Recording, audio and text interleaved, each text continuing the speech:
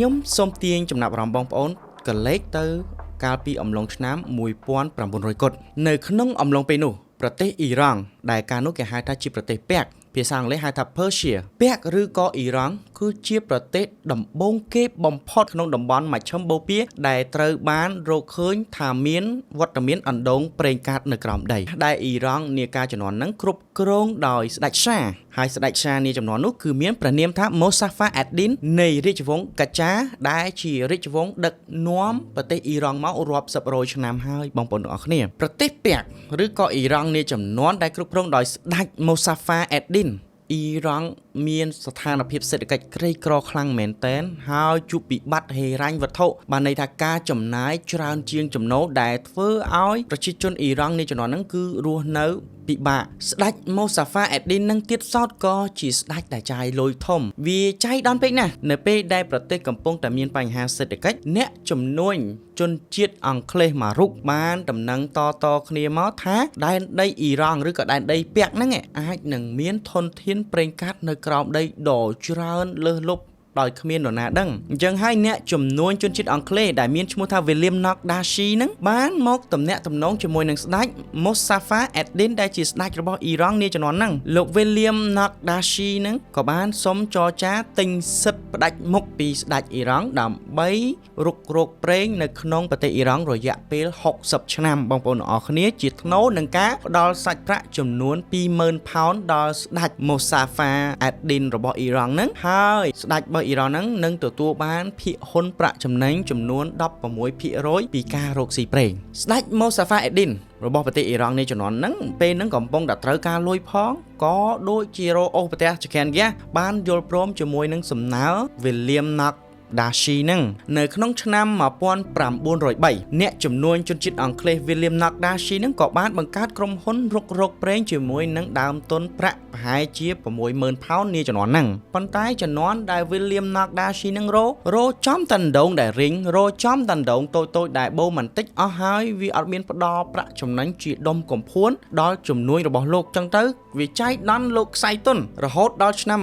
1905 William Nogdashi ហ្នឹងក៏ចាប់ផ្ដើមប្រកបប្រកាសថាចង់លក់សិទ្ធិនេះឲ្យនរណាគេដែលចង់ទិញសិទ្ធិបន្តរុករកប្រេងនៅក្នុងប្រទេសអ៊ីរ៉ង់ព្រោះថាលោកអស់លទ្ធភាពហើយរដ្ឋាភិបាលចក្រភពអង់គ្លេសនៅជំនាន់ហ្នឹងដោយមិនចង់បាត់បង់សិទ្ធិរុករកប្រេងនៅក្នុងដែនដីរបស់អ៊ីរ៉ង់ក៏បានផ្ដាំមក William Nogdashi នេះថា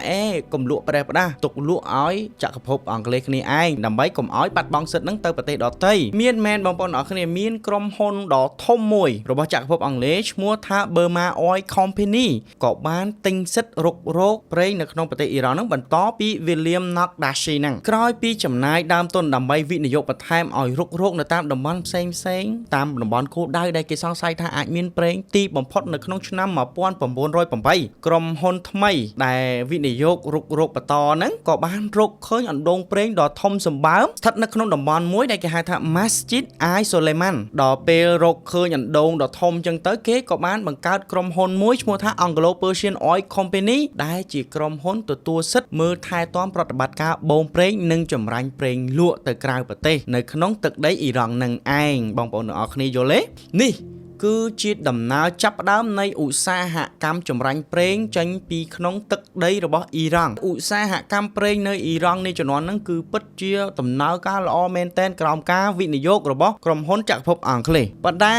បងប្អូនអរគ្នាដឹងទេថាដោយសារតែក្រុមហ៊ុនហ្នឹងជាក្រុមហ៊ុនរបស់ចក្រភពអង់គ្លេសប្រេងដែលចម្រាញ់ចេញពីអណ្ដូងប្រេងកាតរបស់ប្រទេសអ៊ីរ៉ង់ភាគច្រើនត្រូវបានលក់ទៅឲ្យរាជរដ្ឋាភិបាលចក្រភពអង់គ្លេសចក្រភពអង់គ្លេសនេះជំនាន់ហ្នឹងកំពុងតែព្យាយាមធ្វើទំនើបកម្មឧស្សាហកម្មយោធាជើងទឹករបស់ខ្លួនបដូរពីកប៉ាល់ដែលដុតអូសដុតធ្យូងឲ្យមកទៅជាកប៉ាល់ចម្បាំងដែលចាក់ប្រេងវិញរឿងវាប្រតិកលាគ្នាអញ្ចឹងបងប្អូនអរគ្នាដល់ពេលរាជរដ្ឋាភិបាលអង់គ្លេសមានតម្រូវការប្រេងនឹងច្រើនមែនទែនវាចាយដន់អាសង្គ្រាមលោកលើកទី1នឹងជិតមកដល់នៅក្នុងអំឡុងឆ្នាំ1914រាជរដ្ឋាភិបាលរបស់អង់គ្លេសក៏បានសម្រេចចរចាទិញភាគហ៊ុនក្រុមហ៊ុន Anglo-Persian Oil Company នឹងរហូតដល់ទៅ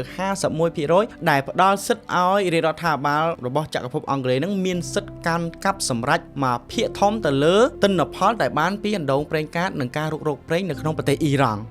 ឃើញទេមកដល់ត្រង់នេះនិយាយភាសាស្រួលស្ដាប់ធនធានប្រេងដែលកំពុងមានផ្ដល់ទិន្នផលនៅក្នុងទឹកដីអ៊ីរ៉ង់ត្រូវបាន ចក្រភពអង់គ្លេសយកប្រយោជន៍ស្ទើរតែទាំងស្រុងត្រឡប់មកនិយាយអំពីការដឹកនាំនៅក្នុងប្រទេសអ៊ីរ៉ង់រាជវង្សកាចានៃជំនាន់ហ្នឹងគឺពិបាកមែនទែនបងប្អូនអរគ្នាខណៈពេលដែលប្រទេសរបស់ខ្លួនត្រូវបានគេរកឃើញថាមានធនធានប្រេងកាតផ្ដល់ចំណូលយ៉ាងធំសម្បើមប៉ុន្តែរាជវង្សកាចាគឺទុនខ្សោយអញ្ចឹងទៅនយោបាយផ្ទៃក្នុងអ៊ីរ៉ង់នេះជំនាន់ហ្នឹងក៏ទុនខ្សោយប្រជាជនក៏មិនសប្បាយចិត្តហើយដោយសារតែមានការលេចធ្លោឡើងនៅអំណាចផ្ទៃក្នុងដែលចេញពីបរិះម្នាក់ដែលជាអតីតរដ្ឋមន្ត្រីក្រសួងសង្គ្រាមហើយក្រោយមកក្លាយទៅជានាយករដ្ឋមន្ត្រីរបស់អ៊ីរ៉ង់ក៏បានពិភាក្សាគ្នាដាក់សម្ពាធទៅសភាធ្វើវិសោធនកម្មច្បាប់បណ្ដេញរាជវង្សកាចាចេញហើយបង្កើតរាជវង្សថ្មីហៅថារាជវង្ស Pahlavi ដឹកនាំដោយគាត់ឈ្មោះថា Reza Shah Pahlavi ឡើងសោយរាជជាស្ដេចឆាតាំងតែពីឆ្នាំ1925នឹងរហូតមកចឹងទៅអ៊ីរ៉ង់នៅក្នុងចំនួនរាជវង្ស Pahlavi ដោយសារតែគាត់អាចគ្រប់គ្រងនយោបាយផ្ទៃក្នុងរបស់អ៊ីរ៉ង់បានគាត់ក៏បានគ្រប់គ្រងប្រទេសអ៊ីរ៉ង់នឹងហាក់មានស្ថិរភាពជួយឲ្យអ៊ីរ៉ង់ស្គាល់ភាពរីកចម្រើនផ្លូវថ្នល់ក៏ចាប់ផ្ដើមមានទំនើបច្រើនសាលារៀនកសាងច្រើនផ្លូវរថភ្លើងសេដ្ឋកិច្ចក៏ដើរល្អសង្គមអ៊ីរ៉ង់នេះជំនាន់ហ្នឹងក៏ចាប់ផ្ដើមលយឆាយមានបានអីភោគទ្រព្យអីចឹងមកមួយចំនួនពីការវិនិយោគប្រេងហ្នឹងកំពុងតែរីកចម្រើនកំពុងតែរស់នៅសុខសាន្តសង្គ្រាមលោកលើកទី2ក៏បានមកដល់អ៊ីរ៉ង់បានคล้ายទៅជាសាច់ជ្រូក3ជាន់ដែលមហាអំណាចយកមកឆាក៏បានចៀនក៏បានស្ងោរក៏បានដោយសារតែធនធានប្រេងរបស់អ៊ីរ៉ង់នឹងឯងតាមរយៈសម្ព័ន្ធមិត្តទាំង3អង់គ្លេសហៅថា Allied Powers ដែលមានសហរដ្ឋអាមេរិកសហភាពសូវៀតហើយនិងចក្រភពអង់គ្លេសគេបានព្រមព្រៀងអនុញ្ញាតឲ្យចក្រភពអង់គ្លេសនិងសហភាពសូវៀតយកទ័ពមកឈរជើងនៅក្នុងទឹកដីអ៊ីរ៉ង់ដើម្បីការពារបង្ការធនធានប្រេងដែលមាននៅក្នុងអ៊ីរ៉ង់ហ្នឹងកុំឲ្យធ្លាក់ទៅដល់ដៃប្រជាមិត្តតែពេលនោះគឺជាប្រទេសអាល្លឺម៉ង់អញ្ចឹងទៅស្ដេច Reza Pahlaviដែលជាស្ដេចឪពុកអត់សប្បាយចិត្តហើយហាក់ដូចជាមិនសូវជាសហការចក្រភពអង់គ្លេសនិងសហភាពសូវៀតក៏សង្ស័យថាខ្លាចតែស្ដេចនឹងទំអៀងទៅខាងអាល្លឺម៉ង់ក៏សហភាពសូវៀតនិងចក្រភពអង់គ្លេសក៏បានបង្ខំឲ្យស្ដេច Reza Pahlavi ដែលជាស្ដេចឪពុកនឹងចុះចេញពីតំណែងហើយឲ្យកូនដែលជាស្ដេច Mohammad Reza Pahlavi បានន័យថាជាស្ដេចកូនឡើងកាន់តំណែងសោយរាជជាស្ដេចឆាគ្រប់គ្រងប្រទេសអ៊ីរ៉ង់ហើយស្ដេច Mohammad Reza Pahlavi ដែលជាស្ដេចកូននឹងក៏បានបង្ហាញទំនោរគាំទ្រទៅចក្រភពអង់គ្លេសគាំទ្រទៅសហភាពសូវៀតគាំទ្រទៅអាមេរិកប៉ុន្តែបញ្ហាវាមកគាំងត្រឹមឆ្នាំ1946បងប្អូនអរគ្នាចប់សង្គ្រាមលោកលើកទី2ចក្រភពអង់គ្លេសគេបានដកទ័ពចេញវិញចេញពីប្រទេសអ៊ីរ៉ង់ដល់ពេលសហភាពសូវៀតដូចនៅស្ដាយសំណោះអ៊ីរ៉ង់អត់ចង់ដកទ័ពចេញពីប្រទេសអ៊ីរ៉ង់ទេបងប្អូនអរគ្នាដូចស្ដាយប្រេងអ៊ីរ៉ង់អញ្ចឹងដល់ពេលសហភាពសូវៀតបង្ហាញចេតនាមិនសូវចង់ដកទ័ពចេញពីអ៊ីរ៉ង់នៅក្នុងផ្ទៃក្នុងអ៊ីរ៉ង់នេះស្រាប់តែមានលេចចេញគណៈបកកុម្មុយនីសដែលមានទំនោរផ្អៀងទៅខាងសហភាពសូវៀតឃើញទេ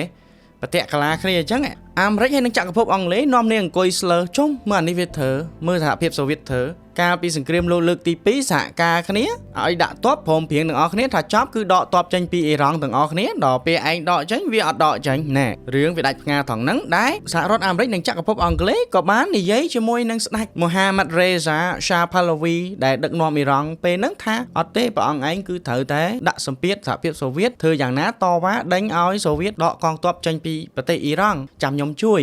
អាមេរិកគេនិយាយចឹងចក្រភពអង់គ្លេសគេនិយាយចឹងហើយអាមេរិកពិតជាជួយមែនតាមរយៈក្រុមប្រឹក្សាសន្តិសុខអង្គការសហជីវជាតិក៏បានដាក់សម្ពាធឲ្យសហភាពសូវៀតត្រូវតែដកកងទ័ពចេញពីប្រទេសអ៊ីរ៉ង់មិនអាចដាក់វត្តមានកងទ័ពនៅនឹងកាន់កាប់ប្រេងអ៊ីរ៉ង់តែឯងទេសហភាពសូវៀតដោយរងសម្ពាធខ្លាំងក៏អូខេនៅខែមេសាឆ្នាំ1946សហភាពសូវៀតក៏ដកចេញដោយអាឡោះអាឡៃអីគេបងប្អូនអរគ្នាអាឡោះអាឡៃធនធានប្រេងដែលអ៊ីរ៉ង់មានបងប្អូនអរគ្នារហូតដល់ឆ្នាំ1947ដែលជាឆ្នាំនៃការចាប់ផ្ដើមសង្គ្រាមត្រជាក់រវាងសហភាពសូវៀតនិងសហរដ្ឋអាមេរិកអ៊ីរ៉ង់ដ៏គួរឲ្យអាណិតបានคล้ายទៅជាសមរភូមិមុនគេរវាងសង្គ្រាមត្រជាក់នឹងឯងបងប្អូនទាំងអស់គ្នាសហភាពសូវៀតពេលហ្នឹងគឺព្យាយាមតងអ៊ីរ៉ង់ធ្វើយ៉ាងណាអូខេសុំវិនិយោគដើម្បីរុករកធនធានប្រេងនៅប៉ែកខាងជើងខណៈពេលដែលចក្រភពអង់គ្លេសគឺស្នើសុំវិនិយោគគ្រប់គ្រងធនធានប្រេងនៅប៉ែកខាងត្បូងសហភាពសូវៀតនិងចក្រភពអង់គ្លេសនៅពេលហ្នឹងគឺនាំគ្នាកាន់កាប់ធនធានប្រេងអ៊ីរ៉ង់ម្នាក់មកខាងសហរដ្ឋអាមេរិកអត់តន់ធ្វើអីទេកាលហ្នឹងបងប្អូនអរគ្នាសហរដ្ឋអាមេរិកគឺនៅឈរជាកណ្ដាលដល់ពេលធនធានប្រេងអ៊ីរ៉ង់ត្រូវបានមហាអំណាចសហភាពសូវៀតនិងចក្រភពអង់គ្លេសហែកចែកគ្នាអញ្ចឹងទៅនៅក្នុងប្រទេសអ៊ីរ៉ង់ក៏កើតមានចលនាជាតិនិយមហើយមានបរិសម្នាក់ដែលជាអ្នកជាតិនិយមលេចធ្លោជាងគេមានឈ្មោះថា Mohammad Mossadegh Mohammad Mossadegh នេះគឺជាមន្ត្រីរាជការក៏ជាអ្នករៀនសូត្របានចេះដឹងមានភាពធុញទ្រាន់ទៅនឹងអ្វីដែលមហាអំណាចកំពុងតែធ្វើជិះជាន់រំលោភបំពានទៅលើផលប្រយោជន៍ធនធានធម្មជាតិដែលអ៊ីរ៉ង់មានហែកចែកគ្នាប៉ុន្តែជាតិអ៊ីរ៉ង់ខ្លួនឯងនៅតែក្រមិនសូវជាមានបានប្រមាណដូចគេដូចឯងគាត់ក៏បានធ្វើយុទ្ធនាការដើម្បីបំផុសបំផុលចលនាឲ្យប្រជាជនអ៊ីរ៉ង់នឹងផ្ដល់ការគ្រប់គ្រងនៅក្នុងការធ្វើជាតិតូបនីយកម្មក្រុមហ៊ុនចម្រាញ់ប្រេងនៅក្នុងប្រទេសអ៊ីរ៉ង់ចលនាហ្នឹងទទួលបានការគ្រប់គ្រងខ្លាំងមែនទែនបងប្អូនអរគ្នាប្រជាជនអ៊ីរ៉ង់ក៏គ្រប់គ្រងដែរប៉ុន្តែនាយករដ្ឋមន្ត្រីរបស់អ៊ីរ៉ង់នាជំនាន់ហ្នឹងឈ្មោះថាអាលីរ៉ាស្មារ៉ាបាននិយាយថាអត់ទេដូរភ្លាមដូរពីក្រុមការវិនិយោគរបស់ក្រុមហ៊ុនឯកជនរបស់ប្រទេសទាំងអស់ហ្នឹងហើយយកមកកាន់កាប់ខ្លួនឯងគឺជារឿងគ្រោះថ្នាក់ដោយសារអីយើងមិនទាន់មានសមត្ថភាពនៅក្នុងការគ្រប់គ្រងការបូមការរុករោគការចម្រាញ់នឹងខ្លួនឯងទេហើយទីផ្សារក៏មិនមែនរបស់យើងដែរទីផ្សារគឺរបស់ក្រុមហ៊ុនគេចឹងហើយធ្វើអញ្ចឹងគឺវាអាចផ្ដល់ផលប៉ះពាល់នាយករដ្ឋមន្ត្រីអាលីរ៉ាស្មារ៉ាដល់ពេលគាត់បង្ហាញចំហអញ្ចឹងទៅស្រាប់តែក្រោយមកមិនដឹងមានរឿងអីកើតឡើងគាត់ត្រូវបានគេធ្វើឃាតបាត់ទៅនៅក្នុងអំឡុងឆ្នាំ1951ហ្នឹងដល់ពេលនាយករដ្ឋមន្ត្រីត្រូវបានគេធ្វើឃាតស្ដេចមូហាម៉េតរេហ្សាផាល់វីហ្នឹងក៏បានរៀបចំរដ្ឋាភិបាលថ្មីឲ្យមាននាយករដ្ឋមន្ត្រីថ្មីឡើងប៉ុន្តែប្រជាប្រិយភាពរបស់មូហាម៉ាត់ម៉ូសាដេកដែលជាអ្នកជាតិនិយមចង់ផ្លាស់ប្ដូរការគ្រប់គ្រងធនធានប្រេងហ្នឹងឲ្យអ៊ីរ៉ង់គ្រប់គ្រងខ្លួនឯងប្រជាប្រិយភាពគាត់ខ្លាំងពេកក៏សហភាបានដាក់បន្ទុកទៅឲ្យស្ដេចមូហាម៉េតរេហ្សាផាល់វីហ្នឹងដាក់សម្ពាធទៅឲ្យតែងតាំងមូហាម៉ាត់ម៉ូសាដេកហ្នឹងជាបេក្ខជននាយករដ្ឋមន្ត្រីហើយក៏បានបោះឆ្នោតអនុម័តឲ្យមូហាម៉ាត់ម៉ូសាដេកហ្នឹងក្លាយទៅជានាយករដ្ឋមន្ត្រីរបស់ប្រទេសអ៊ីរ៉ង់នាចំនួនហ្នឹងនៅក្នុងឆ្នាំ1951ពេលដែលមូហាម៉ាត់ម៉ូសាដេកហ្នឹងបានក្លាយទៅជានាយករដ្ឋមន្ត្រីក្តោបអំណាចពេញដៃគាត់ក៏បានធ្វើការផ្លាស់ប្ដូរការគ្រប់គ្រងធនធានធម្មជាតិធនធានប្រេងហ្នឹងដោយរឹបក្រុមហ៊ុនរបស់ចក្រភពអង់គ្លេសហើយនឹងក្រុមហ៊ុនផ្សេងទៀតហ្នឹងយកមកធ្វើជាក្រុមហ៊ុនរដ្ឋដើម្បីឲ្យរដ្ឋអ៊ីរ៉ង់ហ្នឹងគឺជាអ្នកទទួលខុសត្រូវម្ដងពួកឯងចេញទៅអញអ្នកគ្រប់គ្រងខ្លួនអញម្ដងចក្រភពអង់គ្លេសអត់សប្បាយចិត្តទេជាពិសេសគឺក្រុមហ៊ុនដែលទទួលសិទ្ធិកុងត្រាពីមេដឹកនាំអ៊ីរ៉ង់កាលពីជំនាន់មុនគេអត់សុខចិត្តទេចឹងហើយគេបានធ្វើពហិការថានៅពេលដែលអ៊ីរ៉ង់រឹបអូសក្រុមហ៊ុនគេយកអ៊ីរ៉ង់ត្រូវរកមនុស្សរកអ្នកជំនាញខ្លួនឯងបុគ្គលិកកម្មករអ្នកបូមដងប្រេងអីសពគ្រប់អ្នកជំនាញបច្ចេកទេសវិស្វករហើយអ្នកដែលជំនាញគ្រប់គ្រងរោងចក្រចម្រាញ់ប្រេងត្រូវចក្រភពអង់គ្លេសដកចេញទាំងអស់បងប្អូនទាំងអស់គ្នាដល់ពេលអញ្ចឹងអ៊ីរ៉ង់អត់មានធនធានមនុស្សគ្រប់គ្រាន់នៅក្នុងការគ្រប់គ្រងនាំគ្នាធ្វើផ្នែកលេងឡង់ដល់ពេលអញ្ចឹងអាសង្វាក់ផលិតកម្មដែលផលិតបូមប្រេងចម្រាញ់ប្រេងហ្នឹងវាធ្លាក់ចុះដោយសារអត់មានអ្នកជំនាញនៅមើលការខុសត្រូវដំណើរការហ្នឹងដល់ពេលបូមបានធ្វើបានតិចតួចចង់លក់ទៅក្រៅប្រទេសអ៊ីរ៉ង់លក់អត់ចេញដោយសារអីទីផ្សារម៉ូយដែលទិញប្រេងពីអ៊ីរ៉ង់កាលពីមុនហ្នឹងគឺសុទ្ធតែជាម៉ូយរបស់ក្រុមហ៊ុនចក្រភពអង់គ្លេសនិងជាម៉ូយរបស់ក្រុមហ៊ុនឯកជនផ្សេងទៀតអញ្ចឹងហើយនយោបាយធ្វើជាតិតូបនីយកម្មក្រុមហ៊ុនគ្រប់គ្រងធនធានប្រេងហ្នឹងបានคล้ายទៅជាបញ្ហាសេដ្ឋកិច្ចឲ្យប្រទេសអ៊ីរ៉ង់ហ្នឹងជួបបញ្ហាកាន់តែខ្លាំងជាងមុនទៀតបងប្អូនអរគ្នាសហរដ្ឋអាមេរិកដែលពេលហ្នឹងដឹកនាំដោយលោកប្រធានាធិបតី Harry Truman បានបញ្ជូនបេសកកម្មឲ្យទៅសម្របសម្រួលនិយាយជាមួយនឹងមេដឹកនាំអ៊ីរ៉ង់និយាយជាមួយនឹងយុរដ្ឋមន្ត្រីមូហាម៉ាត់ម៉ូសាដេកហ្នឹងថាមិនម៉ាយើងចរចាគ្នាទៅឲ្យចក្រភពអង់គ្លេសវិនិយោគឲ្យចែកគ្នាប្រមាណភាគរយនិយាយនេះច្បាស់លាស់ទៅមូហាម៉ាត់ម៉ូសាដេកចំហគាត់រឹងគាត់នៅតែចង់គ្រប់គ្រងធនធាននឹងដោយខ្លួនឯងគឺគាត់អត់ព្រមចរចាច្រើនលើកច្រើនសារក៏អត់ព្រមបងប្អូនដល់ពេលចរចាគ្នាអត់ត្រូវចក្រភពអង់គ្លេសនិងសហរដ្ឋអាមេរិកចាប់ផ្ដើមសួរគ្នាចំមិនចេះមូហាម៉ាត់ម៉ូសាដេកនឹងនៅខាងយើងអីនៅខាងគេពួកអីពេលហ្នឹងគឺមានការចលនាទាញលាបពណ៌មហាម៉ាត់ម៉ូសាដេកហ្នឹងថាមានទំនាក់ទំនងស្និទ្ធស្នាលជាមួយនឹងគណៈបកកុម្មុយនីសនៅក្នុងប្រទេសអ៊ីរ៉ង់ហ្នឹងដល់ពេលអញ្ចឹងចក្រភពអង់គ្លេសនិងសហរដ្ឋអាមេរិកជជែកគ្នាអត់កើតទេទុកម្នាក់នឹងអត់បានទេបើមិនអញ្ចឹងទេវវហ្នឹងទៅរាប់អានជាមួយនឹងសហភាពសូវៀតហ្នឹងធនធានប្រេងនៅអ៊ីរ៉ង់ហ្នឹងបានទៅលើដៃសហភាពសូវៀតទាំងអស់ហ្នឹងអញ្ចឹងទៅចុងក្រោយអាមេរិកនិងចក្រភពអង់គ្លេសចូលដៃគ្នាធ្វើស៊ីមហាម៉ាត់ម៉ូសាដេកហ្នឹងតាមរយៈការបញ្ជូនទីភ្នាក់ងារ CIA សម្រាប់សហរដ្ឋអាមេរិកសហការជាមួយនឹង MI6 MI6 របស់ចក្រភពអង់គ្លេសហ្នឹងបង្កើតល្បិចញុះញង់ដើម្បីឲ្យពលរដ្ឋអ៊ីរ៉ង់ហ្នឹងនាំគ្នាបះបោរទម្លាក់ធ្វើរដ្ឋប្រហារទម្លាក់មហាម៉ាត់ម៉ូសាដេកចេញពីតំណែងនាយករដ្ឋមន្ត្រីប្រតិបត្តិការញុះញង់ដើម្បីទម្លាក់មហាម៉ាត់ម៉ូសាដេកនេះជំនាន់ហ្នឹងគេហៅថា Operation Ajak ហ្នឹងវាមានដំណើរវែងឆ្ងាយប៉ុន្តែខ្ញុំសូមសង្ខេបជូនបងប្អូនអំពីល្បិចដ៏កខ្វក់របស់ CIA នេះជំនាន់ហ្នឹងថាអញ្ចេះបងប្អូនអរគ្នា CIA របស់អាមេរិកបានជួលមនុស្សមួយក្រុមតាមរយៈការឲ្យលុយបងប្អូនអរគ្នាឲ្យមកធ្វើបាតកម្ម បង្ហាញការគាំទ្រដល់មហាម៉ាត់ម៉ូសាដេកហើយបង្ហាញចំហថាមហាម៉ាត់ម៉ូសាដេកនឹងជ្រើសរើសឯបទៅខាងប្លុកកុម្មុយនីសគឺសហភាពសូវៀតដើម្បីធ្វើយ៉ាងណាលាបពណ៌ឲ្យប្រជាជនអ៊ីរ៉ង់ផ្សេងទៀតក៏លេចមកមើលមហាម៉ាត់ម៉ូសាដេកនឹងថាកំពុងតែលំអៀងទៅខាងកុម្មុយនីសលើសពីនឹងទៅទៀតក្រុមដែលគាំទ្រមហាម៉ាត់ម៉ូសាដេកដែលជួលដោយ CIA ហ្នឹងគឺនាំគ្នាវាយកំទេចវិហារសាសនាចូលប្លន់ក្នុងហាងធ្វើយ៉ាងណាបង្កចលាចលឲ្យសង្គមអ៊ីរ៉ង់ជាពិសេសនៅក្រុងតេហេរ៉ង់ហ្នឹងមានភាពចលាចល CIA ជួលមកក្រុមទៀតដើម្បីឲ្យមកធ្វើការតវ៉ាប្រឆាំងជាមួយនឹងអាក្រុមទី1វាយគ្នាថាបាត់បង់ជីវិតចូល2ទៅ300នាក់បងប្អូនអ្នកគ្នាចលាចលរហូតដល់ថ្ងៃមួយគឺឈានទៅដល់ការសម្រុកចូលកាន់កាប់ផ្ទះរបស់លោកនាយករដ្ឋមន្ត្រីមហាម៉ាត់ម៉ូសាដេកហ្នឹងទៀតដល់ពេលអញ្ចឹងទៅក្រុមខាងយោធាដែលគេបានចរចាគ្នាមួយស្ដេចផាឡាវីក៏បានអន្តរាគមន៍ចូលមកបង្ក្រាបនៅថ្ងៃទី19ខែសីហាឆ្នាំ1953លោកនាយករដ្ឋមន្ត្រីមហាម៉ាត់ម៉ូសាដេកនឹងក៏ត្រូវបានបណ្ដេញចេញពីតំណែងហើយចាប់ខ្លួនឃុំខ្លួននៅក្នុងផ្ទះអស់មកជីវិតអញ្ចឹងទៅបងប្អូនអរគ្នាក្រោយមកអំណាចការដឹកនាំអ៊ីរ៉ង់គឺបានធ្លាក់ទៅលើកណ្ដាប់ដៃរបស់ស្ដេចសាមូហាម៉ាត់រេហ្សាផាឡាវីឡើងវិញអ៊ីរ៉ង់នៅចំនួនដែលគ្រប់គ្រងដោយស្ដេចមូហាម៉ាត់រេហ្សាផាឡាវីនឹងអ៊ីរ៉ង់មានទំនាក់ទំនងជិតដិតជាមួយនឹងអាមេរិកមែនទែនហើយសង្គមអ៊ីរ៉ង់នឹងក៏បានคล้ายទៅជាសង្គមមួយស៊ីវិល័យអ៊ីរ៉ង់មានការរីកចម្រើនហើយសូម្បីតែវិស័យយោធានឹងក៏អាមេរិកជួយជ្រោមជ្រែងខ្លាំងមែនទែនបងប្អូនអរគ្នាប៉ុន្តែដល់ពេលស្ដេចមូហាម៉ាត់រេហ្សាផាឡាវីនឹងផ្អៀងទៅខាងអាមេរិកខ្លាំងពេកដឹកនាំយូរទៅដូចជារៀងផ្ដាច់ការទៅក៏បង្កឲ្យមានចលនាប្រឆាំងពីសំណាក់មេដឹកនាំសាសនាមួយរូបដ៏មានឥទ្ធិពលហើយឈានទៅដល់ការធ្វើបដិវត្តផ្ដួលរំលំបដូររបបដឹកនាំរបស់ប្រទេសអ៊ីរ៉ង់នឹងคล้ายទៅជា Islamic State ដឹកនាំប្រទេសតាមច្បាប់អ៊ីស្លាមតាំងតែពីឆ្នាំ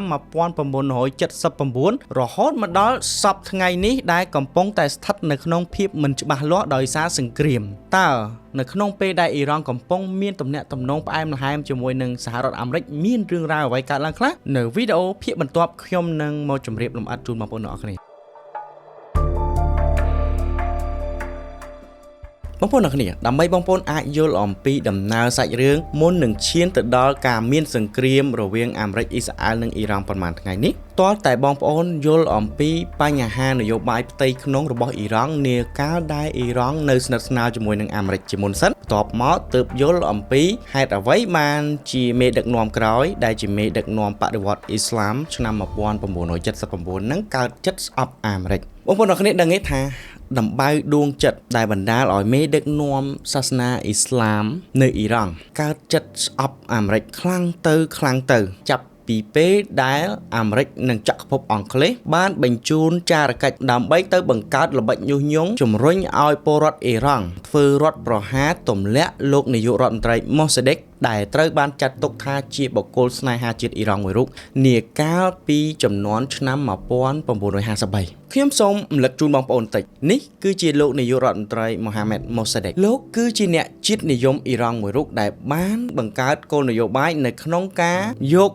ក្រុមហ៊ុនចម្រាញ់ប្រេងនៅក្នុងប្រទេសអ៊ីរ៉ង់ទាំងអស់យកមកកាន់កាប់ជាក្រុមហ៊ុនរដ្ឋនៅក្នុងគោលបំណងថាចង់គ្រប់គ្រងធនធានធម្មជាតិខ្លួនឯងដោយខ្លួនឯងលោកនាយករដ្ឋមន្ត្រីមហាម៉ាត់ម៉ូសាដេកនឹងបានទទួលប្រជាប្រិយភាពនិងការគាំទ្រពីប្រជាជនអ៊ីរ៉ង់ខ្លាំងមែនទែនរហូតមានឱកាសវែកបន្លាយកាយបលាំងឲ្យលោកអាចក្លាយឡើងទៅជានាយករដ្ឋមន្ត្រីនៅក្នុងឆ្នាំ1951នៅពេលឡើងជានាយករដ្ឋមន្ត្រីនៅក្នុងឆ្នាំ1951នាយករដ្ឋមន្ត្រីហើយនឹងស្ដេចសាមូហាម៉ាត់រេហ្សាផាឡាវីនឹងគឺអត់ត្រូវគ្នាទេបងប្អូនទាំងអស់គ្នាស្ដេចសាមូហាម៉ាត់រេហ្សាផាឡាវីក្នុងនាមជាព្រះមហាក្សត្រអត់យល់ស្របជាមួយនឹងគោលនយោបាយនឹងទេដោយសារតែព្រះអង្គយល់ឃើញថាការរឹបអូសក្រុមហ៊ុនចម្រាញ់ប្រេងក្រុមហ៊ុនបូមប្រេងដែលជាការវិនិយោគរបស់ចក្រភពអង់គ្លេសយកមកធ្វើជារបស់ខ្លួននឹងគឺវាមានហានិភ័យត្រង់ថាជាតិអ៊ីរ៉ង់គឺមិនទាន់មានអ្នកជំនាញបច្ចេកទេសមិនទាន់មានធនធានមនុស្សអាចគ្រប់គ្រងសង្វាក់ផលិតកម្មនិងឧស្សាហកម្មចម្រាញ់ប្រេងនឹងបានទាំងស្រុងទេបានកាន់បានតែគ្រាន់ថាមិនទាន់បានទាំងស្រុងទេហើយទីផ្សារលក់ប្រេងរបស់អ៊ីរ៉ង់នាកាលនោះទៀតសោតក៏ជាទីផ្សាររបស់ក្រុមហ៊ុនរបស់ចក្រភពអង់គ្លេសម៉ួយរបស់ក្រុមហ៊ុនចក្រភពអង់គ្លេសមិនមែនម៉ួយរបស់ក្រុម មហ៊ុនរបស់អ៊ីរ៉ង់ទេចឹងហើយធ្វើចឹងវាមានគ្រោះថ្នាក់ប៉ះពាល់ដល់សេដ្ឋកិច្ចហើយវាប៉ះពាល់មែនបងប្អូនអរគ្នាចក្រភពអង់គ្លេសគេអត់សប្បាយចិត្តគេបានដកអ្នកបច្ចេកទេសដកក្រុមហ៊ុនគេចេញទៅទាំងអស់ដកធនធានមនុស្សគេទៅទាំងអស់ហើយថែមទាំងបិទទីផ្សារអត់ឲ្យមានការលក់ប្រេងអ៊ីរ៉ង់ចេញទៅក្រៅទៀតកត្តានឹងហើយធ្វើឲ្យគោលនយោបាយនឹងប្រទាំងប្រទេសផ្ទៃក្នុងអ៊ីរ៉ង់ពេលហ្នឹងគឺចាប់ផ្ដើមប្រេះបន្តិចហើយបានន័យថានាយករដ្ឋមន្ត្រីហើយនឹងស្ដេចហ្នឹងធ្វើការអត់ចូលគ្នាទេចក្រភពអង់គ្លេសអត់សប្បាយចិត្តទេនៅសុកមកបដិញក្រុមហ៊ុនរបស់គេចាញ់ហើយជំនាន់ហ្នឹងគឺជំនាន់សង្គ្រាមត្រជាក់សហភាពសូវៀតឯណោះវិញឃើញអ៊ីរ៉ង់ចាប់ផ្ដើមនាំគ្នាបិទផលប្រយោជន៍ចក្រភពអង់គ្លេសក្នុងទឹកដីអ៊ីរ៉ង់លួចញញឹមតែអត់ហ៊ានមាត់ទេបងប្អូនអរគ្នាចឹងហើយបើសិនជាអាចរុញចក្រភពអង់គ្លេសចេញពីទឹកដីអ៊ីរ៉ង់បានសហភាពសូវៀតសប្បាយចិត្តហ្មងដោយសារអីរុញពួកនឹងចេញទៅពួកប្លុកសេរីនឹងទុកឲ្យពួកកុម្មុយនីសនេះចាត់ការម្ដងដល់ពេលចក្រភពអង់គ្លេសដោយឃើញលោកនាយករដ្ឋមន្ត្រីមហាម៉ាត់ម៉ូសាដេកនឹងហាក់ពិបាកនិយាយគ្នាហ្មងហើយស្របពេលហ្នឹងគឺមហាម៉ាត់ម៉ូសាដេកហ្នឹងដូចជាមាននិន្នាការចង់ផ្អៀងទៅខាងប្លុកកុម្មុយនីសមិនហើយសហភាពសូវៀតសង្ងំឈឹងទៀតចាប់ផ្ដើមសង្ស័យចំតិចអ៊ីរ៉ង់ចង់ងាកទៅប្លុកកុម្មុយនីសទៅក៏បានទៅចាក់ចុចអាមេរិកណែកន្លែងនេះជាចំណុចរបត់មួយតាមពិតអ៊ីរ៉ង់ត្រូវស្អប់ចក្រភពអង់គ្លេសបងប្អូនអរគ្នាមិនមែនត្រូវស្អប់អាមេរិកទេចក្រភពអង់គ្លេសទៅចាក់ចុចអាមេរិកថាអ៊ីរ៉ង់អត់ស្រួលទេអ៊ីរ៉ង់មើលទៅដូចចង់កាច់ទៅខាងប្លុកកុម្មុយនីសមិនហើយបើសិនជាអ៊ីរ៉ង់ធ្លាក់ទៅដៃកុម្មុយនីសវីវហើយព្រោះអ៊ីរ៉ង់ប្រភពប្រេងផងអញ្ចឹងយើងគួរធ្វើម៉េចអាមេរិកមុនដំបូងថាអត់ទេកុំមកខ្ញុំអ្នកឯងធ្វើអីធ្វើទៅព្រោះសារនេះក្រុមហ៊ុនរបស់អ្នកឯងនៅក្នុងទឹកដីអ៊ីរ៉ង់អត់មានផលប្រយោជន៍អាមេរិកអីនៅក្នុងទឹកដីអ៊ីរ៉ង់ទេពេលហ្នឹងបងប្អូនអរគ្នាដល់ពេលចក្រភពអង់គ្លេសចេះតែចាក់ចុចអាមេរិកដូរប្រធានាធិបតីមានប្រធានាធិបតីថ្មីគឺ Eisenhower គាត់ឡើងកាន់តំណែងគាត់ព្រួយបារម្ភមករឿងហ្នឹងដែរគាត់ព្រមជាមួយនឹងចក្រភពអង់គ្លេសតោះអញ្ចឹងធ្វើកនាយករដ្ឋមន្ត្រីនឹងមួយគ្នាធ្វើកមួយគ្នាបានគាត់បានបកគលភារកិច្ចនឹងឲ្យ CIA ហើយនឹង MI6 របស់ចក្រភពអង់គ្លេសនឹងធ្វើចលនាញុះញង់ដើម្បីឲ្យប្រជាពលរដ្ឋនឹងធ្វើរដ្ឋប្រហារទម្លាក់លោកនាយករដ្ឋមន្ត្រីមហាម៉ាត់ម៉ូសាដេកនៅថ្ងៃទី19ខែសីហាឆ្នាំ1953នឹងទៅហើយមហាម៉ាត់ម៉ូសាដេកនឹងក៏ត្រូវបានចាប់ខ្លួនកាត់ទោសដាក់គុកអស់មួយជីវិតនៅក្នុងផ្ទះហ្នឹងទៅអត់មានបានអីទេបងប្អូនទាំងអស់គ្នាតាមពិតគាត់ត្រូវបានគេលាបពណ៌ទេអត់ទាន់មានចង់ចូលប្លុកកុម្មុយនីសអីទេនេះគឺជាចំណុចមួយដែលធ្វើឲ្យមេដឹកនាំសាសនានិងប្រជាជនអ៊ីរ៉ង់មួយចំនួនចាប់ផ្ដើមមានកូនចិត្តចាប់ផ្ដើមស្អប់ពួកលោកសេរីចាប់ផ្ដើមថាពួកហ្នឹងគឺមកកកោកកាយលូកលាន់កិច្ចការផ្ទៃក្នុងហើយធ្វើបាបអ្នកស្នេហាជាតិពិតប្រាកដរបស់អ៊ីរ៉ង់ទៀតបើថាការស្នេហាជាតិរបស់គាត់នឹងជះផលប៉ះពាល់ដល់សេដ្ឋកិច្ចរបស់ខ្លួនឯងក៏ដោយប៉ុន្តែយ៉ាងហោចក៏គាត់មានឈ្មោះថាជាអ្នកស្នេហាជាតិអីអញ្ចឹងបងប្អូនទាំងអស់គ្នាក៏បានកើតចិត្តបន្តិចឯណាក្រោយល្បិចរបស់អាមេរិកនិងចក្រភពអង់គ្លេសបានសម្រេចអាមេរិកនិងចក្រភពអង់គ្លេសក៏បានយាងស្ដេចមហាម៉ាត់រេសាផាឡាវីឲ្យក្លាយទៅជាមេដឹកនាំយរំបកុលអំណាចឲ្យស្ដេចរហូតដល់ឆ្នាំ1954ដោយចង់អរគុណទៅដល់អាមេរិកហើយនឹងចក្រភពអង់គ្លេសដែលបានជួយនៅខាងខ្លួនជួយឲ្យស្ដេចឡើងកាន់អំណាចវិញហ្នឹងព្រះអង្គក៏បានចុះហត្ថលេខាព្រមកែសម្រួលរឿងនយោបាយគ្រប់គ្រងប្រេងហ្នឹងឲ្យអាមេរិកចក្រភពអង់គ្លេសនិងក្រុមហ៊ុនបារាំងមកវិនិយោគនៅក្នុងទឹកដីអ៊ីរ៉ង់នឹងទៅប៉ុន្តែហ៊ុនអាចកាន់កាប់បានត្រឹម 40% ទេអត់មានបានឡើងដល់ 51% ដោយការជំនាន់មុនទេហើយអញ្ចឹងទៅក៏បានព្រមព្រៀងល្អទាំងសងខាងទៅខាងមហាអំណាចដែលគេមានបច្ចេកទេសនៅក្នុងការវិនិយោគប្រេងហ្នឹងក៏គេបានយ៉ាងហោចណាស់ 40% ហើយអ៊ីរ៉ង់នេះក្រុមហ៊ុនជាតិខ្លួនឯងបាន 60% អញ្ចឹងទៅក៏សុខសាន្តជាមួយគ្នាចាប់ពីពេលហ្នឹងមកបងប្អូនអរគ្នាដល់ពេលសុខសាន្តមានចំណូលច្រើនទំនាក់ទំនងរវាងគ្នានឹងគ្នាហ្នឹងក៏ពីមួយឆ្នាំទៅមួយឆ្នាំក៏ល្អស្អិតល្មុតអ៊ីរ៉ង់ចាប់ផ្ដើមមានមហិច្ឆតាចង់បានកម្មវិធីនុយក្លេអ៊ែរដើម្បីយកមកបង្កើតរោងចក្រអគ្គិសនីព្រោះអីជំនាន់ហ្នឹងផលិតអគ្គិសនីអ៊ីរ៉ង់ប្រើឥន្ធនៈប្រើប្រេងដើម្បីផលិតភាគច្រើនអញ្ចឹងហើយបើបាន reactor នុយក្លេអ៊ែរមកក៏បានជួយសន្សំចៃប្រេងដើម្បីទុកលក់ទៅស្រុកក្រៅវិញគោលនយោបាយព្រះអង្គគឺអញ្ចឹងបងប្អូនអរគ្នារហូតដល់ឆ្នាំ1957ប្រធានាធិបតីអាមេរិក Eisenhower ក៏បានយល់ព្រមអូខេផ្ទេរបច្ចេកវិទ្យានុយក្លេអ៊ែរឲ្យអ៊ីរ៉ង់ទៅឲ្យអ៊ីរ៉ង់រៀនសូត្រចេះដឹងចេះប្រើប្រាស់អានឹងដើម្បីប្រើប្រាស់នៅក្នុងវិស័យស៊ីវិលអគ្គិសនីអញ្ចឹងបងប្អូននៅក្រោមកម្មវិធីមួយដែលមានឈ្មោះថា Atom for Peace ក្រោមការជួយជ្រោមជ្រែងរបស់សហរដ្ឋអាមេរិកនិងសម្ព័ន្ធមិត្តលោកខាងលិចអ៊ីរ៉ង់ចាប់ផ្ដើមសាងសង់មជ្ឈមណ្ឌលស្រាវជ្រាវនុយក្លេអ៊ែរហើយអ្នកវិទ្យាសាស្ត្រនុយក្លេអ៊ែររបស់អ៊ីរ៉ង់នេះជំនាន់ហ្នឹងគឺមានស្ត្រីបងប្អូនអរគ្នាតលតែរហូតដល់ឆ្នាំ1967ទើបអាមេរិកផ្ដល់អាក្បាលម៉ាស៊ីន reactor និងផ្ដល់សារធាតុអ៊ុយរ៉ាញ៉ូមអាកម្រិតខ្ពស់ 93% បងប្អូនអរគ្នាដើម្បីឲ្យអ៊ីរ៉ង់ហ្នឹងយកទៅផលិតជាថាមពលអគ្គិសនី កម្រិតសារធាតុអ៊ុយរ៉ាញ៉ូម 93% នាជំនាន់ហ្នឹងគឺជាកម្រិតដែលអាចយកទៅផលិតអាវុធនុយក្លេអ៊ែរបានប៉ុន្តែដោយសារតែអាមេរិកស្រឡាញ់ទុកចិត្តអ៊ីរ៉ង់និងជាសម្ព័ន្ធមិត្តជិតដិតនឹងគ្នាអាមេរិកសុកចិត្តព្រមឲ្យសារធាតុអ៊ុយរ៉ាញ៉ូមកម្រិតដែលអាចផលិតអាវុធនុយក្លេអ៊ែរបានយកទៅប្រើនៅក្នុងរ៉េអាក់ទ័រផលិតអគ្គិសនីហើយអាហ្នឹងឯងគឺជាអ្វីដែលធ្វើឲ្យអាមេរិកឈឺចាប់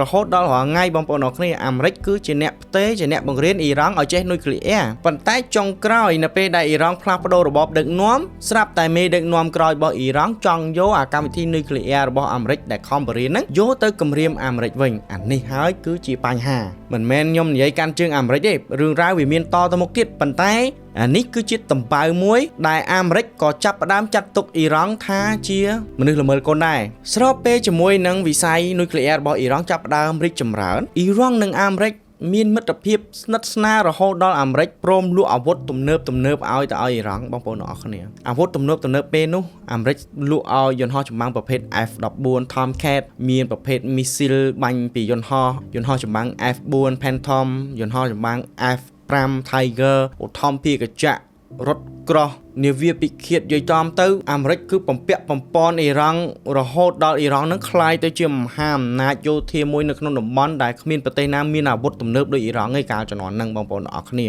នៅខណៈពេលដែលអ៊ីរ៉ង់មានទំនាក់ទំនងជាមួយនឹងលោកខាងលិចជាពិសេសជាមួយនឹងអាមេរិកស្និទ្ធស្នាលខ្លាំងមែនទែនតាំងពីវិស័យយោធាវិស័យថាមពលសពគ្រប់បែបយ៉ាងស្ដេចសាមូហាម៉ាត់រ៉េសាផាឡាវីបើអញ្ចឹងទេធ្វើអ៊ីរ៉ង់ឲ្យក្លាយទៅជាសង្គមមួយដូចលោកខាងលិចដែរតែម្ដងទៅណោះក៏បានបង្កើតគោលនយោបាយមួយដែលហៅថា The White Revolution បដិវត្តន៍ពណ៌សហ្នឹងគឺស្ដេចសាហ្នឹងបានអនុម័តដាក់ចេញអនុវត្តតាំងតែពីឆ្នាំ1963មុនពេលដែលទំនើបកម្មយោធានឹងទៀតបដិវត្តន៍ពណ៌សហ្នឹងគឺមានគោលបំណងដើម្បីធ្វើឲ្យសង្គមអ៊ីរ៉ង់ហ្នឹងមានភាពទំនើបស៊ីវិល័យដូចទៅនឹងលោកខាងលិចរាប់ចាប់តាំងពីការផ្ដល់សិទ្ធិឲ្យស្ត្រីឲ្យមានសិទ្ធិបោះឆ្នោតចូលឈ្មោះជាសមាជិកសភាតម្លើងអាយុស្ត្រីរៀបការកាលមុនស្ត្រីអ៊ីរ៉ង់រៀបការអាយុក្មេងៗមែនតើបងប្អូនអរគ្នាតែដល់ពេលស្ដេចសាគាត់ដាក់គោលនយោបាយបដិវត្តន៍ពណ៌សហ្នឹងគឺកំណត់មកតលតា18ឆ្នាំឡើងទៅអនុញ្ញាតឲ្យរៀបការហើយនៅពេលលែងលះគ្នាគឺគេផ្ដល់សិទ្ធិឲ្យស្ត្រីនឹងអាចមានការតវ៉ាអាចមាននិយាយអីហ្នឹងបើកាលមុនគឺអត់ទេតែលែងលះគឺកំណត់ទៅលើបរិសុទ្ធនៅសង្គមអ៊ីរ៉ង់ណាបងប្អូនអរគ្នាពង្រឹងវិស័យអប់រំវិស័យសុខាភិបាលនៅតាមទីជនបទការដាក់ច្បាប់កំណត់ឲ្យកម្មករអាចមានសិទ្ធិទទួលបានចំណែកប្រាក់ចំណេញយ៉ាងហោច 20% ពីរោងចក្រដែលពួកគេធ្វើការយកព្រៃឈើធនធានធម្មជាតិយកមកកាន់កាប់ជាទ្រព្យសម្បត្តិរបស់រដ្ឋហើយគោលនយោបាយមួយដែលធំហើយក៏ជាគោលនយោបាយមួយដល់ប្រទេសប៉ះពាល់ដល់កេរ្តិ៍ឈ្មោះកិត្តិយសរបស់ស្ដេចសាអ៊ីរ៉ង់នាជំនាន់ហ្នឹងគឺគោលនយោបាយបែងចែកដីធ្លីបងប្អូនអរគ្នាស្ដេចសានាជំនាន់ហ្នឹងគិតថាអូខេពង្រឹងឲ្យប្រជាជនមានដីធ្លីដើម្បីធ្វើស្រែព្រះអង្គក៏យកលុយជាតិទៅទិញដីពីពួកអ្នកមានក្រាក់ធំអ្នកកាន់កាប់ដីធំណាបងប្អូនអរគ្នាទិញដីហ្នឹងយកមកពុះចែកឲ្យប្រជាកសិករគោលនយោបាយហ្នឹងមើលពីដំបូងគឺល្អមែនតើយកដីពីអ្នកមានយកមកចែកអ្នកក្រប៉ុន្តែស្រាប់តែវាคล้ายទៅជាបញ្ហាស្ដេចសាយកដីធំយកមកអង្គន់ដីទូចចែកឲ្យប្រជាកសិករដើម្បីធ្វើដំណាំដាំដុះធ្វើស្រែជាបញ្ហាពេលដែលស្ដេចចែកដីនឹងទៅឲ្យពលរដ្ឋហើយដីនឹងវាតូចពេកហើយអត់បានចែកគ្រាប់ពូជអត់មានគោលនយោបាយក្នុងការគាំពៀវិស័យទឹកវិស័យពូជវិស័យបច្ចេកទេសធ្វើឲ្យកសិករទាំងអស់នឹងដែលទទួលបានដីហើយអាស្រ័យផលដីនឹងអត់បានធ្វើទៅអត់រួចដោយសារអត់មានដើមទុនហើយដីនឹងតូចពេកដល់ពេលអាស្រ័យផលអត់បានកសិករនិងពលរដ្ឋក្រីក្រទាំងអស់នឹងនាំគ្នាបោះបង់ស្រែនឹងអត់ធ្វើហើយរត់ចូលទៅទីក្រុងជាពិសេសទីក្រុងតេហេរ៉ង់ហ្នឹងដើម្បីទៅធ្វើសំណង់នាំគ្នាសម្រុកតាមគ្នាខ្លាំងទៅពេកទៅចង្អៀតទីក្រុងអត់មានកន្លែងនៅហៅការងារអត់បានคล้ายទៅជាជនអនាថាคล้ายទៅជាកើតរឿងអនាធិបតេយ្យនៅក្នុងទីក្រុងបកទៅជាការរិះគន់ថាស្ដេចសានឹងដឹកនាំអត់ល្អដល់ពេលអញ្ចឹងទៅកើតទៅជាការរិះគន់ជាពិសេសគឺពីសំណាក់មេដឹកនាំសាសនាអ៊ីស្លាមនៅក្នុងសង្គមអ៊ីរ៉ង់នៃជំនាន់ហ្នឹងដោយក្នុងហ្នឹងក៏រួមមានអាយ៉ាតូឡារ៉ូហូឡាខាមេនីដែរអាយ៉ាតូឡារ៉ូហូឡាខាមេនីគឺជាអ្នកប្រាជ្ញផ្នែកសាសនាអ៊ីស្លាមនិកាយស៊ីអ៊ីតលោកគឺជាអ្នកប្រឆាំងទៅនឹងកម្មវិធីនយោបាយបដិវត្តន៍ពណ៌សរបស់ស្ដេចសានឹងខ្លាំងជាងគេតែម្ដងបងប្អូនទាំងអស់គ្នាដោយចោទថាបដិវត្តន៍ពណ៌សនឹងគឺជាបដិវត្តន៍ដែលដឹកនាំសង្គមអ៊ីរ៉ង់ អៀងទៅលោកខាងលិចដែលធ្វើឲ្យប៉ះពាល់ដល់កិត្តិយសប្រឆាំងទៅនឹងទ្រឹស្ដីរបស់សាសនាអ៊ីស្លាមដែលមាននៅក្នុងសង្គមអ៊ីរ៉ង់នឹងរាប់រយឆ្នាំមកហើយកត្តាហ្នឹងធ្វើឲ្យអាយ៉ាតូឡារ៉ូហុលឡាតែងយកការជួបជុំសាសនាសូត្រធម៌ថ្វាយបង្គំព្រះហ្នឹងដើម្បីផ្សព្វផ្សាយមនោគមវិជ្ជាទៅឲ្យពលរដ្ឋអ៊ីរ៉ង់ដែលកំពុងតែរងគ្រោះទៅឲ្យនិស្សិតក្មេងៗដែលកំពុងពុះកញ្ជ្រោលវាគប់ជួនបដិវត្តពណ៌សរបស់ស្ដេចឆាហ្នឹងមានបញ្ហារឿងដីធ្លីហ្នឹងទៀតប្រជាជនដែលរងគ្រោះប្រជាជនដែលអត់ទៅធ្វើស្រែបានហ្នឹងក៏ចាប់ផ្ដើមលងជាមួយនឹងពាក្យសម្ដីរបស់អាយ៉ាតូឡារ៉ូហុលឡាខូមេនីអាយ៉ាតូឡារ៉ូហុលឡាខូមេនីទទួលបានប្រជាប្រិយភាពខ្លាំងទៅស្ដេចឆាដោយអាងមានអំណាចពេញដៃក៏ចាប់ផ្ដើមប្រើកណ្ដាប់ដៃដែកចាប់ខ្លួននរណាគេដែលហ៊ានរិះគន់គោលនយោបាយស្ដេចឆាហ្នឹងក្នុងនោះក៏មានការចាប់ខ្លួនអាយ៉ាតូឡារ៉ូហុលឡាខូមេនីនឹងដែរដល់ពេលចាប់ខ្លួនមេដឹកនាំសាសនាអាយ៉ាតូឡារ៉ូហុលឡាហ្នឹងបង្កទៅឲ្យមានបាតកម្មនៅថ្ងៃទី5ទី6ខែមិថុនាឆ្នាំ1963ស្ដេចឆាដាក់ប្រទេសក្នុងគ្រាអាសន្នបញ្ជូនប៉ូលីសបញ្ជូនទាហានទៅប្រក្រាបបាតកោបងប្អូនអរគ្នាហើយនៅពេលនិយាយដល់កណ្ដាប់ដៃដែករបស់ស្ដេចឆាគេនឹកដល់ប៉ូលីសចារកិច្ចដែលភាសាកាត់ហៅថាសាវ័កប៉ូលីសចារកិច្ចរបស់ស្ដេចឆាហ្នឹងគឺជាអាញាធរក្តោបក្តាប់ដោយស្ដេចឆានឹងផ្ទាល់ហ្មងប៉ូលីសហ្នឹងគឺដើរស៊ើបអង្កេតហើយធ្វើចារកម្មប្រជាជនអ៊ីរ៉ង់ណាដែលហ៊ានប្រឆាំងជាមួយនឹងស្ដេចឆាគឺអាចនឹងត្រូវបានឃាត់ខ្លួនចាប់ខ្លួនហើយយកមកធ្វើទរណកម្មសួរចម្លើយទៀតបងប្អូនអរគ្នាដល់ពេលអញ្ចឹងវាបង្ហាញអំពីចរិតនៃការផ្ដាច់ការទៅរបស់ស្ដេចឆាអាងតែខ្លួនឯងកាន់អំណាចពេញដៃអត់មានអ្នកហ៊ាននិយាយអាយ៉ាតូឡារ៉ូហុលឡាខូមេនីក្រោយត្រូវបានចាប់ខ្លួនមួយរយៈក្រោយមកគេក៏បានដោះលែងនៅក្នុងអំឡុងឆ្នាំ1964អាយ៉ាតូឡារ៉ូហុលឡាក៏បានភៀសខ្លួនចេញទៅប្រទេសទួរគីហើយរហូតដល់ឆ្នាំ1965លោកក៏បានបដូរទៅរស់នៅក្នុងប្រទេសអ៊ីរ៉ាក់នៅពេលភៀសខ្លួននៅក្នុងប្រទេសអ៊ីរ៉ាក់អាយ៉ាតូឡារ៉ូហុលឡានៅតែផ្សព្វផ្សាយមនោគមវិជ្ជានៅតែផ្សព្វផ្សាយទ្រឹស្ដីតាមរយៈការសរសេរសម្បត្តិហើយឲ្យចែកតគ្នាហើយដល់ពេលបច្ចេកវិទ្យាទំនើបតិចទៅគាត់ក៏បានថតសម្លេងដាក់កាសែតហើយកសែតហ្នឹងមានអ្នកលួចយកមកចូលទឹកដីអ៊ីរ៉ង់ចឹងទៅលួចចម្លងស្ដាប់តគ្នាធ្វើឲ្យមនោគមវិជ្ជាទស្សនៈរបស់គាត់អីសពគ្រប់បែបយ៉ាងពាក់ព័ន្ធមួយការដឹកនាំប្រទេសហ្នឹងជ្រួតជ្រាបទៅតាមប្រជាជនដែលរស់នៅតាមស្រុកស្រែអាការផ្សព្វផ្សាយមនោគមវិជ្ជារបស់គាត់សោះសាយទៅធ្វើឲ្យប្រជាជននឹងចាប់ផ្ដើមអ្នកក្រស្អប់អ្នកមានដោយសារតែកម្លាតជីវភាពខុសគ្នាឆ្ងាយពេកអ្នកមានកប់ពពកអ្នកក្ររកអីសៀតបានផ្សព្វផ្សាយមនោគមវិជ្ជាថាពួកប្រចាំលោកអាមេរិកគឺនៅពីក្រោយនៃការធ្វើរដ្ឋប្រហារទម្លាក់នាយករដ្ឋមន្ត្រីមហាម៉ាត់ម៉ូសាដេកប្រជាជនស្ដាប់យូរទៅចាប់ផ្ដើមកើតចិត្តស្អប់ស្ដេចឆាខ្លាំងទៅស្អប់អាមេរិកខ្លាំងទៅនាពេលហ្នឹងដល់ពេលហើយក៏បង្កឲ្យមានការផ្ទុះជាការតវ៉ានៅក្នុងអំឡុងឆ្នាំ1977ដល់ឆ្នាំ1978នៅពេលហ្នឹងស្ដេចឆាក៏បញ្ជាឲ្យកងទ័ពបង្ក្រាបយកតែមែនតែនហ្មងបងប្អូនអរគ្នារហូតដល់មានការបាញ់បាតកោស្លាប់បាត់បង់ជីវិតអីចឹងទៅអាយ៉ាតូឡារ៉ូហុលឡាបើកាលណាមានបាតកោម្នាក់ស្លាប់គាត់ណែនាំឲ្យកាន់ទុក40ថ្ងៃទី40គឺនាំគ្នាមកជួបជុំធ្វើបុណ្យសពវាកើតទៅជាការតវ៉ាប្រក្រាបស្លាប់ទៀត40ថ្ងៃជួបជុំគ្នាធ្វើបុណ្យសពអាចលនា40ថ្ងៃជួបជុំគ្នាហ្នឹងវាកើតឡើងរហូតដែលធ្វើឲ្យការតវ៉ាហ្នឹងគឺការតវ៉ាមានជាប្រចាំអាការបង្ក្រាបហ្នឹងមានជាប្រចាំដល់ពេលអញ្ចឹងសង្គមចលាចលហើយបងប្អូនដឹងទេថាអាការកាន់ទុក40ថ្ងៃហ្នឹងគឺអ៊ីរ៉ង់នៅអនុវត្តរហូតដល់សពថ្ងៃរហូតដល់ឆ្នាំ1978អាយ៉ាតូឡារ៉ូហុលឡាក៏ត្រូវបានអនុប្រធានាធិបតីអ៊ីរ៉ាក់នាជំនាន់ហ្នឹងសាដាមហ៊ូសេនបដិញ្ញចេញពីប្រទេសគាត់ក៏បានភៀសខ្លួនទៅប្រទេសបារាំងនៅក្នុងប្រទេសបារាំងអាការតវ៉ានៅក្នុងប្រទេសអ៊ីរ៉ង់នេះមានបន្តចឹងរហូតអាយ៉ាតូឡារ៉ូហុលឡាក៏បានផ្ដល់យោបល់មកថានៅពេលដែលទៅតវ៉ាសូមគុំទៅប្រឆាំងវាយតប់ជាមួយនឹងអាជ្ញាធរយកផ្កាម្នាក់មួយហើយយកទៅជូនកងទ័ពហើយនិយាយថាខ្ញុំជូនផ្កាអ្នកជូនក្រកកំភ្លើងមកខ្ញុំអីចឹងណាតាម slogan របស់គេចឹងទៅអាហ្នឹងគេហៅថាសង្គ្រាមចិត្តសាស្ត្រដល់ពេលធ្វើបែបហ្នឹងយូរទៅអាញាធរទាហានលែងហ៊ានប្រក្រាបបងប្អូនអរគ្នាក៏នៅក្នុងដើមឆ្នាំ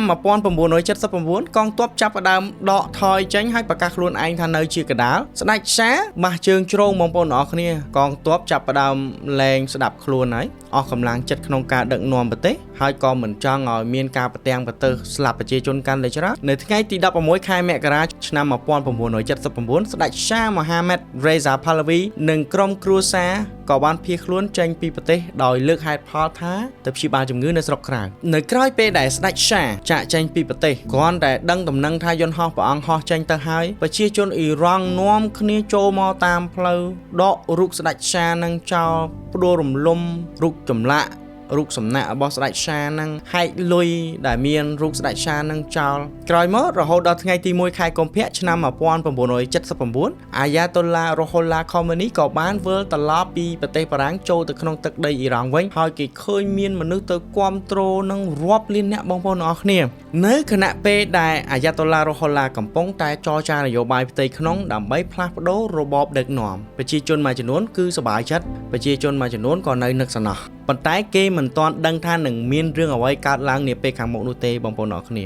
ស្ដេចឆាមហាម៉ាត់រេសាផាឡាវីពេលដែលភៀសខ្លួនចេញពីប្រទេសទៅនេះបន្តិចទៅនោះបន្តិចទៅនោះបន្តិចក្រោយមកក៏ត្រូវបានរកឃើញថាមានជំងឺមហារីកហើយក៏បានស្នើសុំអាមេរិកដើម្បីចូលទៅព្យាបាលជំងឺមហារីកនៅក្នុងសហរដ្ឋអាមេរិកដឹងហើយថាតាហ៊ានទទួលស្ដេចឆាមហាម៉ាត់រេសាផាឡាវីដឹងតែមានបញ្ហាដល់ស្ថានទូតនៅក្នុងប្រទេសអ៊ីរ៉ង់ហើយដល់ពេលអញ្ចឹងធ្វើឲ្យរដ្ឋបាលអាមេរិកនាជំនាន់ហ្នឹងដឹកនាំដោយប្រធានាធិបតី Jimmy Carter យើងស្ទាក់ស្ទើរចង់ទទួលបន្តិចចង់អត់បន្តិចក្រោយមកដោយមានការចរចានយោបាយដាក់សម្ពាធលោកប្រធានាធិបតី Jimmy Carter ក៏បានអនុញ្ញាតឲ្យស្ដេចមហាម៉ាត់រេសាផាឡាវីនឹងចូលទៅព្យាបាលជំងឺមហារីកនៅក្នុងទឹកដីអាមេរិកអាយ៉ាតូឡារ៉ូហូឡាទាមទារឲ្យអាមេរិកបកគលស្ដេចឆាមកអ៊ីរ៉ង់វិញអាមេរិកអត់បកគលដែលកើតទៅជារឿងរ៉ាវនិស្សិតជ្រុលនិយមរបស់អ៊ីរ៉ង់នាំគ្នាសម្រុកចូលទៅក្នុងស្ថានទូតអាមេរិកនៅក្នុងប្រទេសអ៊ីរ៉ង់ហើយចាប់មន្ត្រីនៅក្នុងស្ថានទូតនឹងធ្វើជាចំណាប់ខ្មាំងនេះហើយគឺជាចំណុចចាប់ផ្ដើមនៃសង្គ្រាមស្លាបកា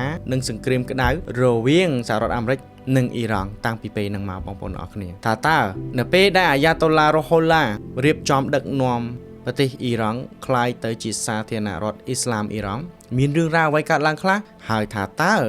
ការចាប់ចម្រិតអ្នកការទូតរបស់អាមេរិកនៅក្នុងស្ថានទូតអាមេរិកនាជំនាន់ហ្នឹងបានផ្ដល់ផលប៉ះពាល់រវាងទំនាក់ទំនងសហរដ្ឋអាមេរិកនិងអ៊ីរ៉ង់យ៉ាងដូចម្តេចខ្លះនៅភាពបន្ទាប់ខ្ញុំនឹងលំអិតជូនបងប្អូនអរគ្នាបងប្អូនអរគ្នានៅក្នុងដំណើរដឹកនាំប្រទេសអ៊ីរ៉ង់រយៈពេល38ឆ្នាំចន្លោះពីឆ្នាំ1941ដល់ឆ្នាំ1979របស់ស្ដេចឆាមហាម៉ាត់រេសាផាឡាវីដែលជាត្រកូលរាជវង្សចុងក្រោយរបស់ប្រទេសអ៊ីរ៉ង់ចង់ឬមិនចង់ត្រូវទទួលស្គាល់ថាប្រទេសអ៊ីរ៉ង់ដែលជាប្រទេសសម្បូរទៅដោយធនធានប្រេងកាតស្គាល់ភាពរីកចម្រើនលូតលាស់ទាំងផ្នែកសេដ្ឋកិច្ចយោធានិងភាពស៊ីវិល័យនៅក្នុងសង្គមជាងពេលណាទាំងអស់ប៉ុន្តែនៅក្នុងភាពរីកចម្រើនហ្នឹងក៏មានដែរភាពកំសោយភាពអវិជ្ជមានដែលរបបស្ដេចឆាហ្នឹងបានដឹកនាំប្រទេសហ្នឹងយូរពេកតាមរបៀបស្ដេចប្រទេសអ៊ីរ៉ង់មានស្ដេចប៉ុន្តែក៏មាននាយករដ្ឋមន្ត្រីដែរអញ្ចឹងហើយស្ដេចដើរតួនៅក្នុងការដឹកនាំប្រទេសអ៊ីរ៉ង់នោះខ្លាំងពេកធ្វើឲ្យប្រព័ន្ធនៃការដឹកនាំរបស់ប្រទេសអ៊ីរ៉ង់ត្បិតថាមានល្អប៉ុន្តែក៏មានភាពអវិជ្ជមានដែលគេមើលឃើញថាជាអំពើពុករលួយគម្លាតជីវភាពរវាងអ្នកមាននិងអ្នកក្របើថាអ្នកមានវិញបង្អួតសំញែងបង្ហាញទ្រព្យសម្បត្តិដែលខ្លួនមានខណៈអ្នកក្ររកអីស៊ីអត់ចង់បានណែអានេះហើយជាការដែលធ្វើឲ្យសង្គមនឹងបែកបាក់ហើយកន្លងទៅខ្ញុំក៏ធ្លាប់និយាយដែរបងប្អូនអរគ្នាថាបើសិនជាមានហើយរស់ស៊ីមានបានហើយកុំអួតកុំសំញែងពីព្រោះនៅពេលខណៈពេលដែលយើងសំញែងខណៈពេលដែលយើងបង្ហាញទ្រព្យសម្បត្តិរបស់យើងដែលយើងមានមោទនភាពនេះអ្នកដទៃទៀតដែលគេមើលឃើញជាពិសេសអ្នកដែលក្រីក្រគ្នាដែលខ្សត់គ្នាកើតចិត្តមួយស្អប់ថាហេតុអ្វីអញរស់នៅក្នុងសង្គមនឹងមួយនឹងគេដែរហេតុអ្វីអត្ថប្រយោជន៍នឹងបានទៅលើបពពួកអ្នកមានមួយក្រុមនោះហើយមិនក៏មិនបានដល់អញនៅក្នុងប្រទេសអ៊ីរ៉ង់គឺជាឧទាហរណ៍តាំងតែពី30-40ឆ្នាំមុនបងប្អូនអរគ្នាអំពីការបែកបាក់រវាងអ្នកមាននិងអ្នកក្រតែថ្នាក់ដឹកនាំអត់បានគិតគូរពីបញ្ហាហ្នឹងវិបត្តិសង្គមនឹងកើតមាននៅក្នុងប្រទេសអ៊ីរ៉ង់ដែលដឹកនាំដោយស្ដេចឆាមហាម៉ាត់រេសាផាឡាវីជាសង្គមមួយដែលកាន់សាសនាអ៊ីស្លាមប៉ុន្តែស្ដេចឆាមហាម៉ាត់រេសាផាឡាវីពុំបានគិតដល់ការធ្វើសុខដុមនីយកម្មរវាងអ្នកកាន់សាសនាបានន័យថាព្រះអង្គចង់កែតម្រូវប្រព័ន្ធសង្គមចង់កែតម្រូវសង្គមអ៊ីរ៉ង់ដែលជាសង្គមសាសនាអ៊ីស្លាមហ្នឹងឲ្យចង់ទៅដូចស្ទើរតែដូចទាំងស្រុងទៅនឹងសង្គមបច្ចឹមលោកសំដៅដល់សង្គមអឺរ៉ុបសំដៅដល់សង្គមអាមេរិកមេដឹកនាំសាសនាអ៊ីស្លាមដែលជាអ្នកអភិរក្សនិយមគេអត់ព្រមទេសង្គមអ៊ីរ៉ង់កាន់សាសនាអ៊ីស្លាមមករាប់រយឆ្នាំហើយមិនអាចដូរទៅធ្វើឲ្យដូចសង្គមអាមេរិកឬក៏សង្គមអឺរ៉ុបបាននោះទេបើដូរក៏ត្រូវគិតគូរអំពីអារម្មណ៍របស់មេដឹកនាំសាសនាដែលមានកូនសិស្សដែលមានអ្នកគាំទ្រដែលជាបរិស័ទរាប់លានអ្នកដែរជាកំហុសរបស់ស្ដេចឆាអ្វីល្អទាំងអស់សេដ្ឋកិច្ចល្អអីល្អ ប៉ុន្តែភ្លេចគិតដល់អំពីកម្រិតសង្គមភ្លេចគិតដល់អារម្មណ៍របស់មេដឹកនាំសាសនាដែលមានអ្នកគ្រប់គ្រងរាប់លានអ្នកបើសិនជាមានអ្នកណាគេតវ៉ាប្រឆាំងបើសិនជាមានមេដឹកនាំណាចេញរិះគន់ថាស្ដេចឆានឹងធ្វើអញ្ចឹងអត់ល្អអត់សមអត់អីស្ដេចឆាវាយបំបាក់ភ្លាមដោយប្រើកងកម្លាំងសមត្ថកិច្ចចារកម្មភាសាអង់គ្លេសគេហៅកាត់ថាសាវ៉ានឹងគឺជាមន្ត្រីដែល direct ផ្ទាល់ពីព្រះមហាក្សត្រស្ដេចឆាមហាម៉ាត់រ៉េសាផាឡាវីនឹងមកសាវ៉ាគឺជាមន្ត្រីប៉ូលីសដែលដើរតួជាគ្រប់មុខបងប្អូនអរគ្នាតាមដានប្រជាជនតាមដានសកម្មជនប្រឆាំងណាដែលប្រឆាំងជាមួយនឹងរាជវង្សស្ដេចឆាបើសិនជាចាប់បានឃើញថាមានបកមានពួកយកមកសួរចម្លើយធ្វើទណ្ឌកម្មកត្តានេះហើយបានគេចាត់ទុកថាមន្ត្រីប៉ូលីសសាវ៉ារបស់ស្ដេចឆានឹងវាសាហាវពេកយូរទៅធ្វើឲ្យប្រជាពលរដ្ឋដែលធ្លាប់មានសមានចិត្តជាមួយនឹងរាជវង្សស្ដេចឆានឹងចាប់ផ្ដើមស្អប់ដោយសារអាមន្ត្រីថ្នាក់ក្រោមនឹងវាអនុវត្តច្បាប់លើសព្រំដែនព្រំប្រទល់របស់ខ្លួនធម្មតារស់នៅក្នុងសង្គមអាណាមិនឲ្យគេរិះគន់បើការរស់នៅនឹងវាមានភាពខុសប្លែកគ្នាអាទស្សនៈនឹងវាខុសគ្នាប៉ុន្តែប៉ូលីសសាវ៉ារបស់អ៊ីរ៉ង់ដើរតួទៅជាអ្នកបង្ក្រាបអត់មានរើសមុខឯបងប្អូនអរគ្នាកត្តានឹងហើយទៅគេបានចាត់ទុកថាការដែលស្ដេចឆាមហាម៉ាត់រ៉េសាផាឡាវីរបស់អ៊ីរ៉ង់ប្រើប្រាស់ប៉ូលីសសាវ៉ាបង្ក្រាបម្លឹងវាទៅជារបបរាជានិយមហើយផ្ដាច់ការទៀតទាំងអស់នឹងហើយ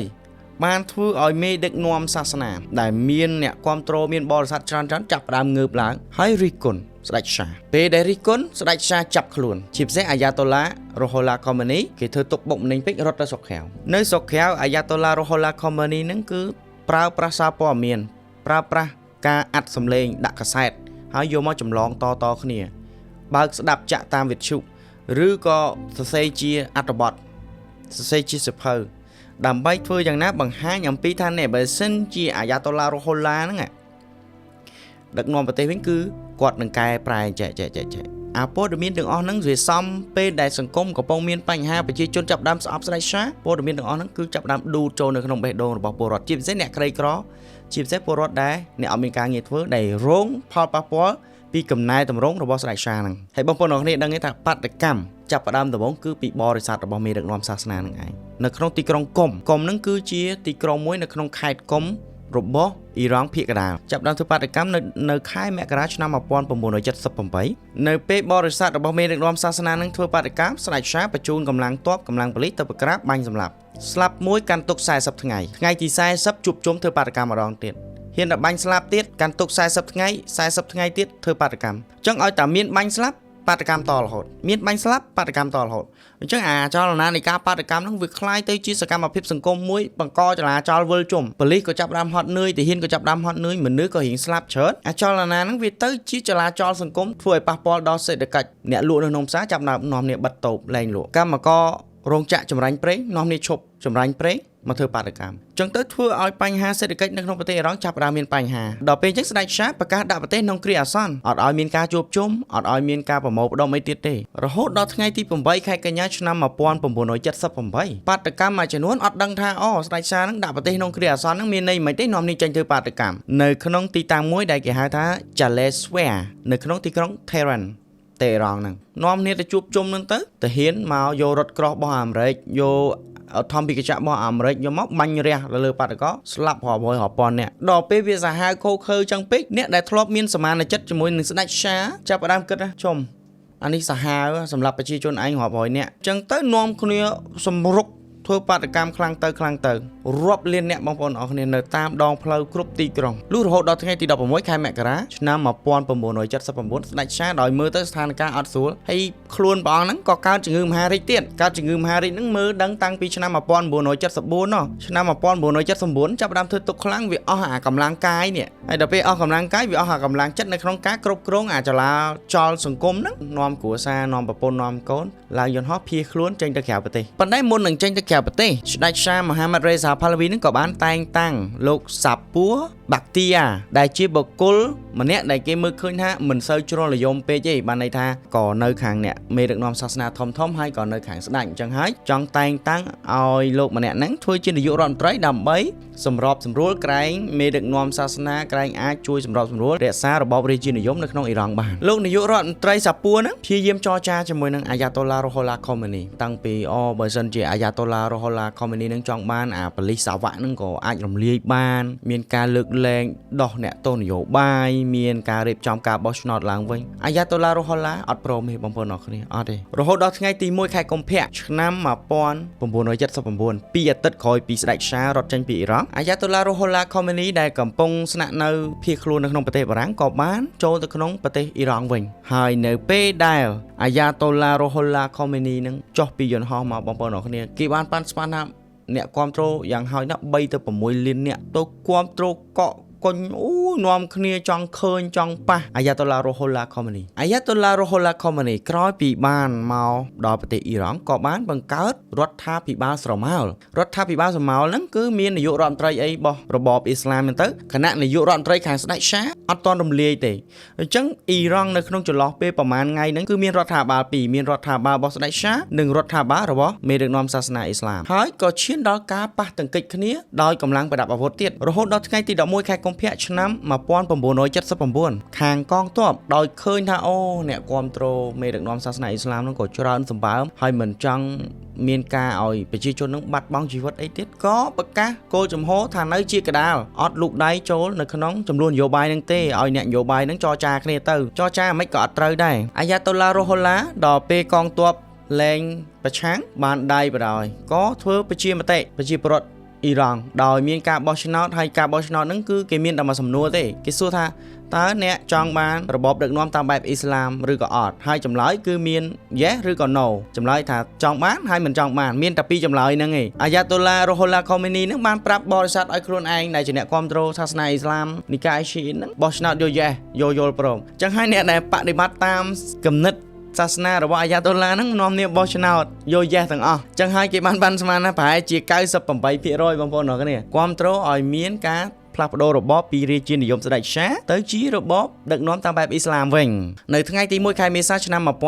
1979អាយ៉ាតូឡារ៉ូហូឡាខូមេនីក៏បានប្រកាសផ្លាស់ប្ដូរប្រទេសអ៊ីរ៉ង់ពីរបបដឹកនាំដោយរាជានិយមទៅជារបបដឹកនាំដោយសាសនានិយមវិញដែលភាសាអង់គ្លេសហៅថា Islamic Republic of Iran នៅអាមេរិកនោះវិញមិនទៅបងប្អូនអរគ្នានៅក្នុងអំឡុងពេលហ្នឹងគឺជាអំឡុងពេលដែលអាមេរិកបានផ្លាស់ប្ដូរប្រធានាធិបតីអាមេរិកជំនាន់ដែលឆ្នាំ1979ដែលអ៊ីរ៉ង់កំពុងចលាចលហ្នឹងប្រធានាធិបតី Jimmy Carter គឺជាប្រធានាធិបតីដែលបើនិយាយទៅគេចាត់ទុកថាគាត់ខ្សោយនាំគ្នាសួរគ្នានៅអាមេរិកថាម៉េចបានមានរឿងចឹងកើតឡើងម៉េចបានអាមេរិកអត់ដឹងបានគេរកឃើញមូលហេតុថាមកពីទី1នៅក្នុងជួររដ្ឋបាលរបស់អាមេរិកប្រធានាធិបតី Jimmy Carter ហ្នឹងទីប្រឹក្សាសន្តិសុខជាតិហើយនិងរដ្ឋមន្ត្រីការបរទេសហ្នឹងធ្វើការអត់ត្រូវគ្នាទីប្រឹក្សាសន្តិសុខជាតិចោទក្រសួងការបរទេសថាគៀបសង្កត់អ៊ីរ៉ង់តាមរយៈលទ្ធិប្រជាធិបតេយ្យអីពេកចឹងហើយធ្វើឲ្យស្ដេចឆាអត់អាចប្រើកម្លាំងខ្លួនឯងពេញដើម្បីគ្រប់គ្រងស្ថានភាពរដ្ឋមន្ត្រីការបរទេសចោទទៅទីប្រឹក្សាសន្តិសុខជាតិថាអត់បានប្រាប់ផ្ដល់យោបល់ដល់ប្រធានាធិបតីអាមេរិកឲ្យដឹងពីរឿងហ្នឹងឲ្យបានលឿនដើម្បីអន្តរាគមន៍ធ្វើម៉េចភ្ជាប់ទំនាក់ទំនងជាមួយនឹងមេដឹកនាំសាសនាដើម្បីសម្របសម្រួលកុំឲ្យមានការផ្លាស់ប្ដូរអីចឹងហើយមួយទៀត CIA គេបានរកឃើញថា CIA ហ្នឹងបានជួលប៉ូលីសសាវ័ករបស់អ៊ីរ៉ង់ហ្នឹងដើម្បីឲ្យធ្វើជាកេងសម្ងាត់របស់ខ្លួនអញ្ចឹងហើយ CIA អត់បានសូវដឹងអំពីស្ថានភាពនៅក្នុងប្រទេសអ៊ីរ៉ង់ទេម្យ៉ាងការជួបជុំសពផ្សាយមនោគមជាគោលនយោបាយរបស់មេដឹកនាំសាសនាអ៊ីស្លាមទាំងអស់ហ្នឹងគឺជួបជុំនៅក្នុងវិហារសាសនាអ៊ីស្លាមអញ្ចឹងហើយបានគេអត់សូវដឹងថាអូមានចលនាខាងក្រៅអីមានចលនាចង់ធ្វើបដិវត្តអីចឹងអត់មានទេនេះគឺជាមេរៀនមួយដែលបងប្អូនស្ដាប់ហើយបងប្អូនត្រូវយល់អំពីនយោបាយយល់អំពីចរិតនៃការធ្វើបដិវត្តដែរបងប្អូនអរគ្នាអញ្ចឹងហើយវាគ្រោះថ្នាក់មែនតែនការដែលយើងមិនអាចគ្រប់គ្រងទស្សនៈរបស់ប្រជាជនការដែលយើងមិនអាចគ្រប់គ្រងអំពីមនោគមវិជ្ជាសាសនានឹងបានដល់ពេលអញ្ចឹងអាមេរិកលូកដៃជួយអីអត់បានទេបងប្អូនអរគ្នាបានតែត្រឹមចំហមាត់ឈរមើលអ៊ីរ៉ង់បែកបាក់ឈរមើលរបបដឹកនាំអ៊ីរ៉ង់ដែលធ្លាប់តែស្និទ្ធស្នាលជាមួយខ្លួននឹងរសាត់ទៅបន្តិចម្ដងរហូតដល់លាយបដ ாய் ក៏លេចមកមើលស្ដេចឆាវិញបងប្អូនអរគ្នាស្ដេចឆាមហាម៉ាត់រេសាផាឡាវីធ្លាប់ជាស្ដេចផែនដីគ្រប់គ្រងអ៊ីរ៉ង់មានអំណាចមានធនធានសពគ្រប់បែបយ៉ាងដល់ពេលលទ្ធផលចុងក្រោយប្រជាជនស្អប់ប្រជាជនធ្វើបដិវត្តរត់ចោលប្រទេសខ្លួនក៏មានជំងឺទៀតហើយពេលដែលរត់ចោលប្រទេសហ្នឹងគឺជាពេលកំសត់បំផុតហ្មងអត់មានប្រទេសណាចង់ទទួលស្ដេចឆាហ្នឹងទេបងប្អូនអរគ្នាដោយសារគ្រប់គ្នាគេដឹងហើយថាស្ដេចឆាហ្នឹងលែងមានតម្លៃអីដែលតំណាងឲ្យប្រទេសអ៊ីរ៉ង់ទៀតហើយស្ដេចឆាភៀសខ្លួនដំបងចេញពីអ៊ីរ៉ង់ទៅប្រទេសអេស៊ីបមានតែអេស៊ីបមួយទេជាប្រទេសស្វាគមន៍និងផ្ដល់ភាពកក់ក្ដៅដល់ស្ដេចឆាមហាម៉ាត់រេសាផាឡាវីហ្នឹងអេស៊ីបកាលហ្នឹងដឹកនាំដោយប្រធានាធិបតីអាន់វ៉ាសាដាតដែលជាមិត្តភក្តិរាប់អានគ្នាតាំងតែពីស្ដេចឆានៅកាន់អំណាចនៃអ៊ីរ៉ង់បងប្អូនអរគ្នាដល់ពេលនៅក្នុងអេស៊ីប ឃើញស្ថានភាពនៅអ៊ីរ៉ង់មេដឹកនាំសាសនាអ៊ីស្លាមគ្រប់គ្រងអំណាចហើយអត់ចង់ប៉ះពាល់ដល់អ៊ីរ៉ង់ទេដោយសារអីមានប្រយោជន៍ពីអ៊ីរ៉ង់ក៏បានជំរាបស្ដេចសារហ្នឹងទៅថាព្រះអង្គយាងទៅប្រទេសផ្សេងទៅកុំនៅនឹងទៀតតែនៅអញ្ចឹងខ្ញុំមានបញ្ហាស្ដេចសាមហាម៉ាត់រេសាផាឡាវីចេញពីហ្នឹងទៅម៉ូរ៉ូកូស្នាក់នៅបានមួយរយៈម៉ូរ៉ូកូហ្នឹងអញ្ចឹងទៀតថាព្រះអង្គយាងទៅប្រទេសផ្សេងទៅម៉ូរ៉ូកូអត់ចង់មានបញ្ហាមួយអ៊ីរ៉ង់ទេស្ដេចសាហ្នឹងក៏ទៅបាហាម៉ាចុងក្រោយទៅមិចស៊ីកូនៅនឹងមួយរយៈជំងឺហ្នឹងធ្វើទុកកាន់តែខ្លាំងព្យាយាមសុំអាមេរិកដើម្បីចូលទៅទឹកដីអាមេរិកព្យាបាលអាមេរិករបស់ប្រធានាធិបតី Jimmy Carter ថា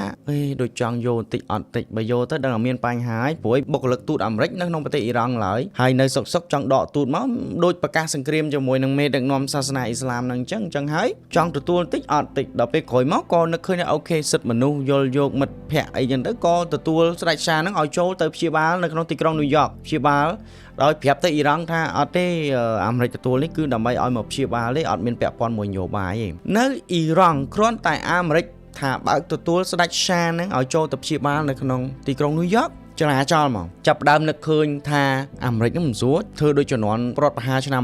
1953ដែលស្ដេចសាចេញភៀសខ្លួនទៅអាមេរិកដាក់គិញសម្ងាត់ CIA មកធ្វើដើម្បីផ្ដួលរំលំហើយដាក់ស្ដេចសាចូលវិញដល់ពេលអញ្ចឹងប្រជាជនជាពិសេសនិស្សិតជលនិយមរបស់អ៊ីរ៉ង់នេះជំនាន់ហ្នឹងចាប់ដើមនាំគ្នាតវ៉ាទាមទារឲ្យអាមេរិកបញ្ជូនស្ដេចសាមហាម៉ាត់រេសាផាឡាវីហ្នឹងមកអ៊ីរ៉ង់វិញដើម្បីទទួលទោសដើម្បីកាត់ទោសបងប្អូនអរគ្នានៅក្នុងអំឡុងពេលដែលស្ដេចសាកំពុងសម្រាប់ព្យាបាលនៅក្នុងសហរដ្ឋអាមេរិកពលគឺនៅថ្ងៃទី4ខែវិច្ឆិកាឆ្នាំ1979និស្សិតជននិយមរបស់អ៊ីរ៉ង់មួយក្រុមនាំគ្នាសម្រុកចូលកាន់កាប់ទូតចាប់បុគ្គលិកទូតអាមេរិកប្រមាណ60នាក់ជាងធ្វើជាចំណាប់ខ្មាំងដើម្បីគម្រាមឲ្យអាមេរិកនឹងបកគលស្ដេចសាឲ្យមកវិញប្រធានាធិបតី Jimmy Carter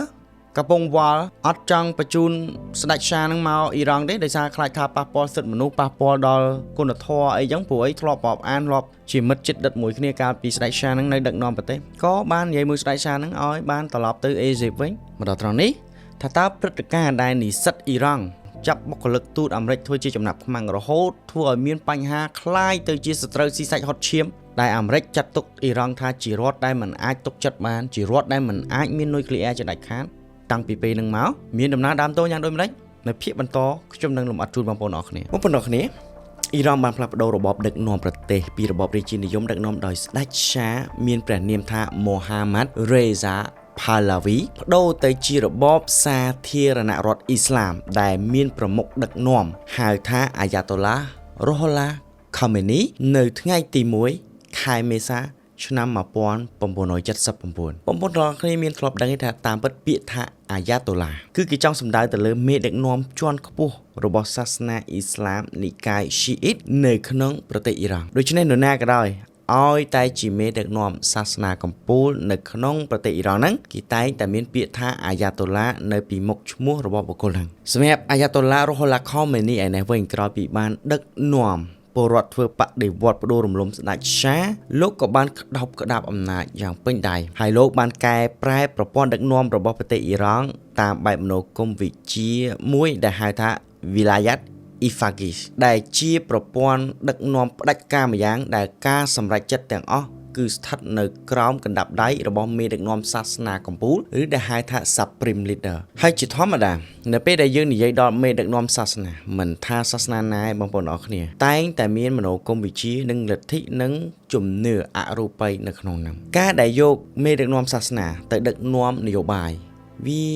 ជះផលមិនល្អទៅលើប្រទេសមួយហ្នឹងដោយសារតែធម្មតាប្រទេសដែលមានមេដឹកនាំដែលជាអ្នកកាន់សាសនាឬក៏ជាអ្នកមេដឹកនាំសាសនាធំលោកតែងតែមានទស្សនៈងប់ងល់ជាមួយនឹងលទ្ធិរបស់ខ្លួនឬក៏ហៅថាជាការប្រកាន់មាំទៅលើអ្វីដែលជាជំនឿរបស់មេដឹកនាំហ្នឹងចឹងហើយបើសិនជាមេដឹកនាំអ៊ីរ៉ង់ដែលជាអាយ៉ាតូឡារ៉ូហូឡាខូមេនីនឹងមានជំនឿថាយ៉ាងដូចម្ដេចនោះគាត់នឹងធ្វើបែបហ្នឹងដែលមិនឆ្លុះបញ្ចាំងអំពីគំនិតឬការចង់បានរបស់ប្រជាពលរដ្ឋទាំងស្រុងនោះទេមិនមែនមេដឹកនាំសាសនាហ្នឹងមិនល្អទេប៉ុន្តែការដឹកនាំប្រទេសវាខុសពីការដឹកនាំសាសនាទំនាក់ទំនងនយោបាយអន្តរជាតិវាខុសពីការទំនាក់ទំនងរវាងព្រះវិហារសាសនានិងព្រះវិហារសាសនា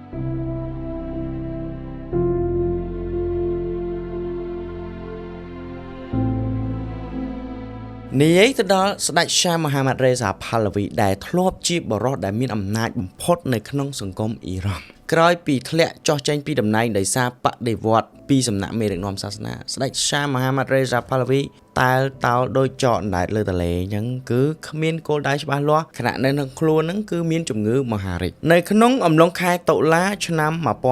1979ក្រោយពីស្ដេចឆាមហាម៉ាត់រេសាផាឡាវីនឹងព្យាយាមស្នើសុំទៅអាមេរិកថាសុំទៅព្យាបាលជំងឺមហារីកនៅក្នុងទឹកដីអាមេរិកក្រោមការដឹកនាំរបស់ប្រធានាធិបតី Jimmy Carter គាត់បានប្រកែកដូចជាមិនស្រួលទេហើយទីប្រឹក្សាផ្សេងនោះក៏បានឲ្យយោបល់ជាពិសេសស្ថានទូតអាមេរិកនៅក្នុងទីក្រុងថេរ៉ង់ប្រទេសអ៊ីរ៉ង់ហ្នឹងបានផ្ដាំមកប្រធានាធិបតីថាបើសិនជាឲ្យស្ដេចឆាហ្នឹងចូលទៅក្នុងទឹកដីអាមេរិកដើម្បីព្យាបាលជំងឺត្បិតទោះបីជាអាមេរិកមានបំណងល្អយ៉ាងណាក៏អាចនឹងផ្ដល់ផលប៉ះពាល់មិនល្អណាមួយដល់ស្ថានទូតដែលកំពុងមានវត្តមាននៅក្នុងប្រទេសអ៊ីរ៉ង់ដែរប៉ុន្តែប្រធានាធិបតី Jimmy Carter អាចនិយាយថាគាត់ចិត្តល្អដែរគាត់ក៏បានបើកឲ្យស្ដេចឆាមហាម៉ាត់រេសាផាឡាវីនឹងចូលទៅព្យាបាលនៅក្នុងមន្ទីរពេទ្យមួយនៅក្នុងរដ្ឋ New York សហរដ្ឋអាមេរិកនៅថ្ងៃទី22ខែតុលាឆ្នាំ1979នៅអ៊ីរ៉ង់ឯណោះវិញបងប្អូនអរគ្នាគ្រាន់តែឮថាអាមេរិកបើកឲ្យស្ដេចឆាមហាម៉ាត់រេសាផាឡាវីចូលព្យាបាលជំងឺថាប់ចលាចលនាំគ្នាខឹងសម្បាតវ៉ានៅមុខស្ថានទូតអាមេរិកពលរដ្ឋអ៊ីរ៉ង់ជាពិសេសនិស្សិតជ្រុលនិយមរបស់អ៊ីរ៉ង់នឹងបានចោទអាមេរិកថាអាមេរិកនឹងកំពុងតែដើរជាន់ដានចាស់ហើយជាន់ដានចាស់ត្រង់ថាអាមេរិកព្យាយាមចម្លៀសស្ដេចឆាឲ្យចេញពីប្រទេសហើយអាមេរិកអាចនឹងប្រើមធ្យោបាយណាមួយដើម្បីចាក់រុកធ្វើបដិវត្តផ្ដួលរំលំរបបអ៊ីស្លាមនឹងហើយដាក់ស្ដេចឆាឲ្យកាន់អំណាចវិញហើយគេនឹកឃើញដល់អញ្ចឹងត្បិតថាអាមេរិកព្យាយាមនិយាយថាបើកឲ្យស្ដេចឆានឹងចូលទៅព្យាបាលជំងឺមហារីកនឹងដោយសារតែកិច្ចការងារមនុស្សធម៌ទេអត់មានពាក់ព័ន្ធមួយនយោបាយទេក៏នៅតែគេអត់ជឿដែរបងប្អូនអរគ្នាលុះរហូតដល់ថ្ងៃទី1ខែវិច្ឆិកាឆ្នាំ1979អាមេរិកបានបញ្ជូនទីប្រឹក្សាសន្តិសុខជាតិឈ្មោះថា Zbigniew Brzezinski ឲ្យទៅជួបនិយាយគ្នាបញ្យល់គ្នាទៅវិញទៅមកអំពីអ្វីដែលបានកើតឡើងពាក់ព័ន្ធមួយស្ដេចឆាហ្នឹងទៅឲ្យនាយករដ្ឋមន្ត្រី Mehdi Barzani ដែលជានាយករដ្ឋមន្ត្រីរបស់អ៊ីរ៉ង់ជានាយករដ្ឋមន្ត្រីដែលប្រកាន់និន្នាការកណ្ដាលនិយមបានន័យថាមិនផ្អៀងជ្រុលនិយមទៅខាងស្ដេចឆាពេកហើយក៏មិនផ្អៀងជ្រុលនិយមទៅខាងមេដឹកនាំសាសនាអ៊ីស្លាមដែរបងប្អូនអរគ្នាដឹងទេជំនួបរវាងទីប្រឹក្សាសន្តិសុខជាតិអាមេរិកនិងនាយករដ្ឋមន្ត្រីចាំផ្ទះរបស់អ៊ីរ៉ង់នាពេលហ្នឹងធ្វើឲ្យនិស្សិតអ៊ីរ៉ង់ខឹងហ្មងខឹងត្រង់ថាអាមេរិកហ្នឹងគឺបញ្ជូនអង្គទូតបញ្ជូនអ្នកមកបញ្ចុះបញ្ចូលឲ្យនាយករដ្ឋមន្ត្រីអ៊ីរ៉ង់ហ្នឹងកើតចិត្តមិនល្អទុនចិត្តនៅរាប់អានអាមេរិកទៀតដែររហូតដល់ថ្ងៃទី4ខែវិច្ឆិកាឆ្នាំ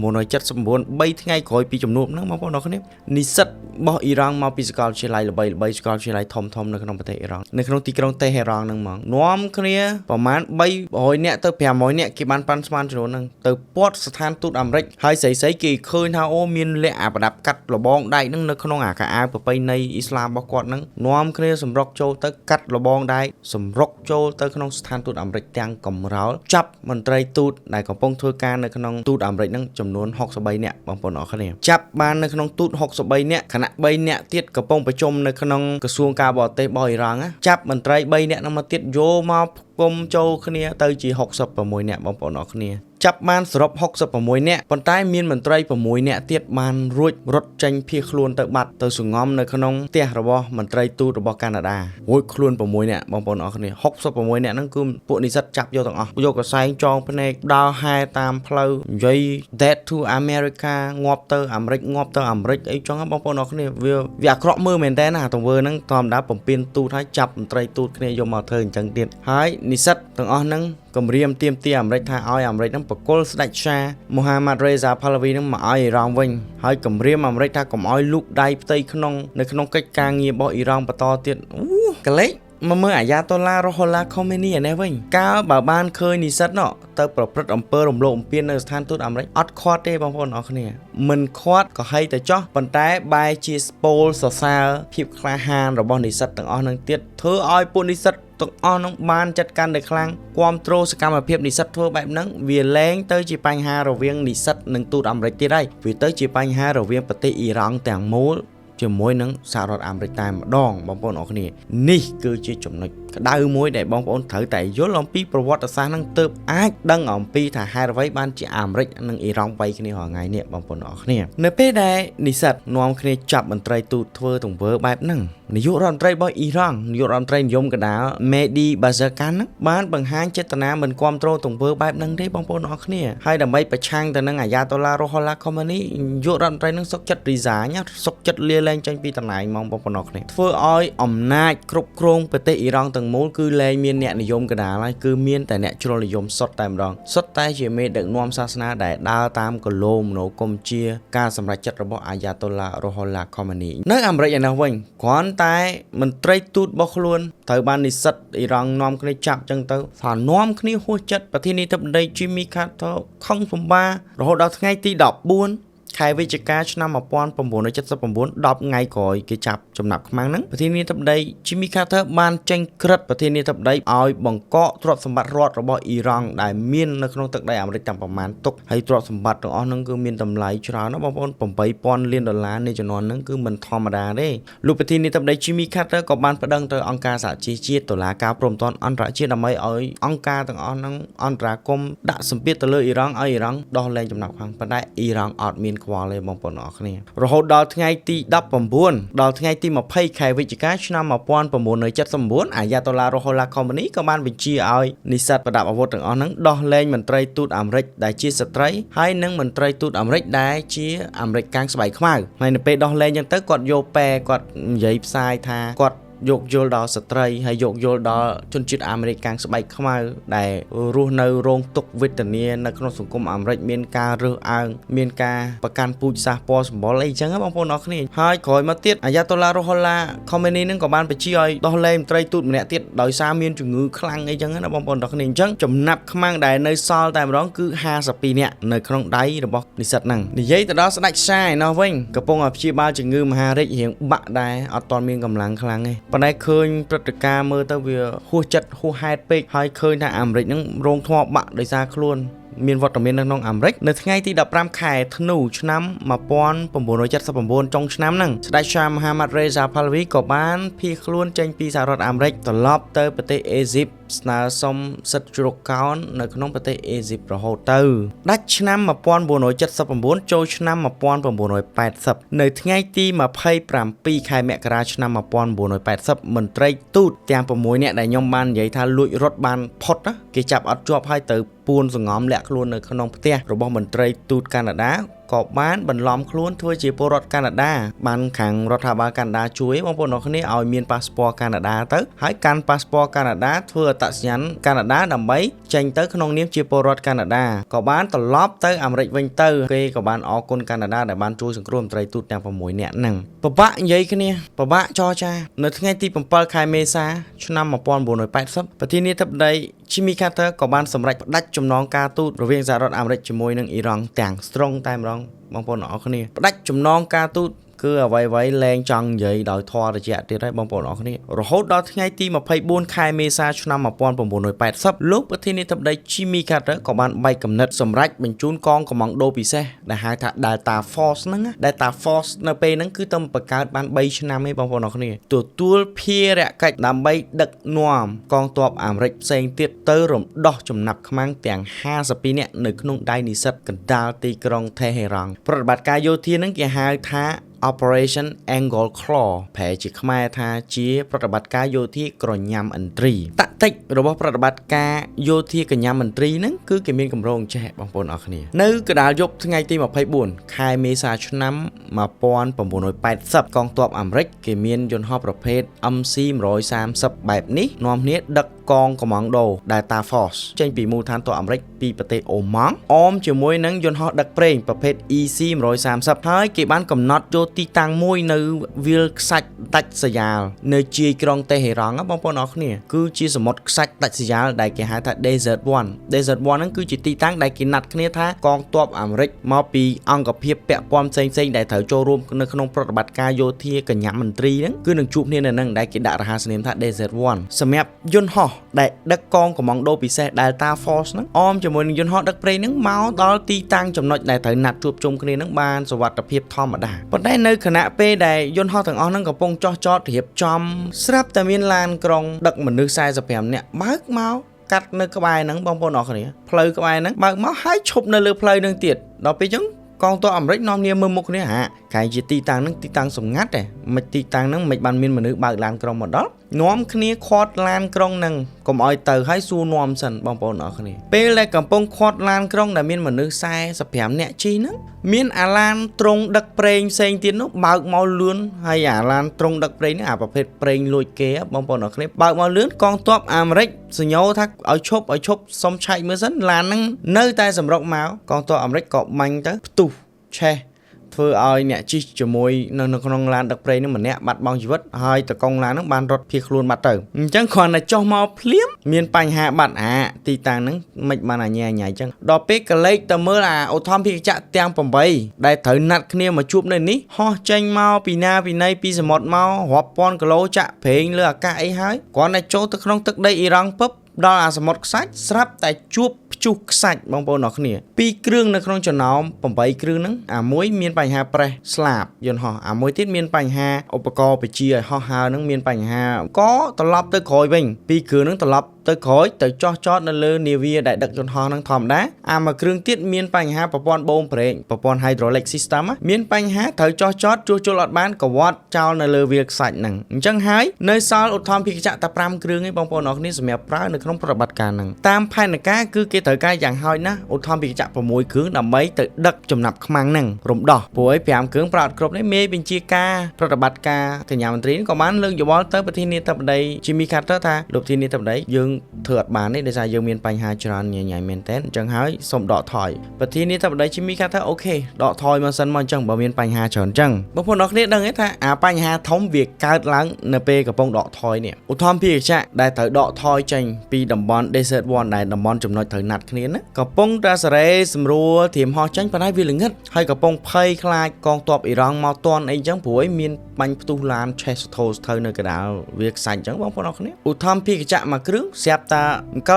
លខ្លួនទៅក្បែរយន្តហោះដឹកប្រេងប្រភេទ EC 130ហ្នឹងអាស្លាបឧទ្ធម្ភាគចក្រហ្នឹងវាយយន្តហោះហ្នឹងផាំងទៅផ្ទុះប៊ឹងទៅឆេះសន្ធោសន្ធៅទាំងអស់យ៉ាងហើយណាស់មានទាហានអាមេរិក8នាក់បានបាត់បង់ជីវិតបងប្អូនអរគ្នាដល់ពេលស្ថានភាពវារញ៉េរញ៉ៃអញ្ចឹងពេកអាប្រតិបត្តិការយោធាហ្នឹងហើយវាខ្លាចកងទ័ពអ៊ីរ៉ង់មន្ត្រីអ៊ីរ៉ង់ហ្នឹងមកតាមតាន់ទៀតទាហានផ្សេងទៀតមានជីវិតហ្នឹងក៏បានរៀបចំហោះចេញទៅសំបីតែកំទេចកំទីយន្តហោះដែលឆេះសំបីតែសាកសពទាហានទាំង8នាក់ហ្នឹងក៏យកទៅអត់តាន់ដែរបងប្អូនអរគ្នាគឺចេញឲ្យផុតសិនចាំមកដោះស្រាយគ្នាតាមក្រោយភ្លាមក្រោយហេតុការណ៍នឹងកើតឡើងប្រធានាធិបតី Jimmy Carter ក៏បានចេញសារទូទស្សន៍សុំទោសប្រជាពលរដ្ឋអាមេរិកសុំទោសក្រុមគ្រួសារកងទ័ពអាមេរិកហើយទទួលខុសត្រូវលើទោសទាំងអស់ហ្នឹងគាត់ថាអ្វីខុសមកដោយសារគាត់ព្រឹកថ្ងៃទី25ខែមេសាឆ្នាំ1980អ៊ីរ៉ង់គ្រាន់តែដឹងថានឹងប្រតិបត្តិការយោធារបស់អាមេរិកនាំគ្នាសោចចង់អាយ៉ាស់មាត់បងប្អូនអរគ្នាសោចចំអកលក់លើយដាក់អាមេរិកថាចង់មកធ្វើរំដោះចំណាប់ខ្មាំងឲ្យចុងក្រោយមកក៏ក្លាក់បរាជ័យផ្ទុះងាប់ទៅហ៊ានខ្លួនឯងអីចឹងណាបងប្អូនអរគ្នាហើយក៏ប្រមូលអាបំណែកយន្តហោះអីហ្នឹងយកទៅថតថតបង្ហាញអំពីភាពបរាជ័យរបស់កងទ័ពអាមេរិកដែលអួតក្តែងថាជាកងទ័ពដ៏ខ្លាំងជាងគេលើលោកប៉ុន្តែរហូតដល់ថ្ងៃទី6ខែឧសភាឆ្នាំ1980អ៊ីរ៉ង់ក៏ព្រមបកគលសាកសពទាហានទាំង8នាក់ហ្នឹងឲ្យអាមេរិកយកទៅធ្វើបន់វិញចឹងទៅ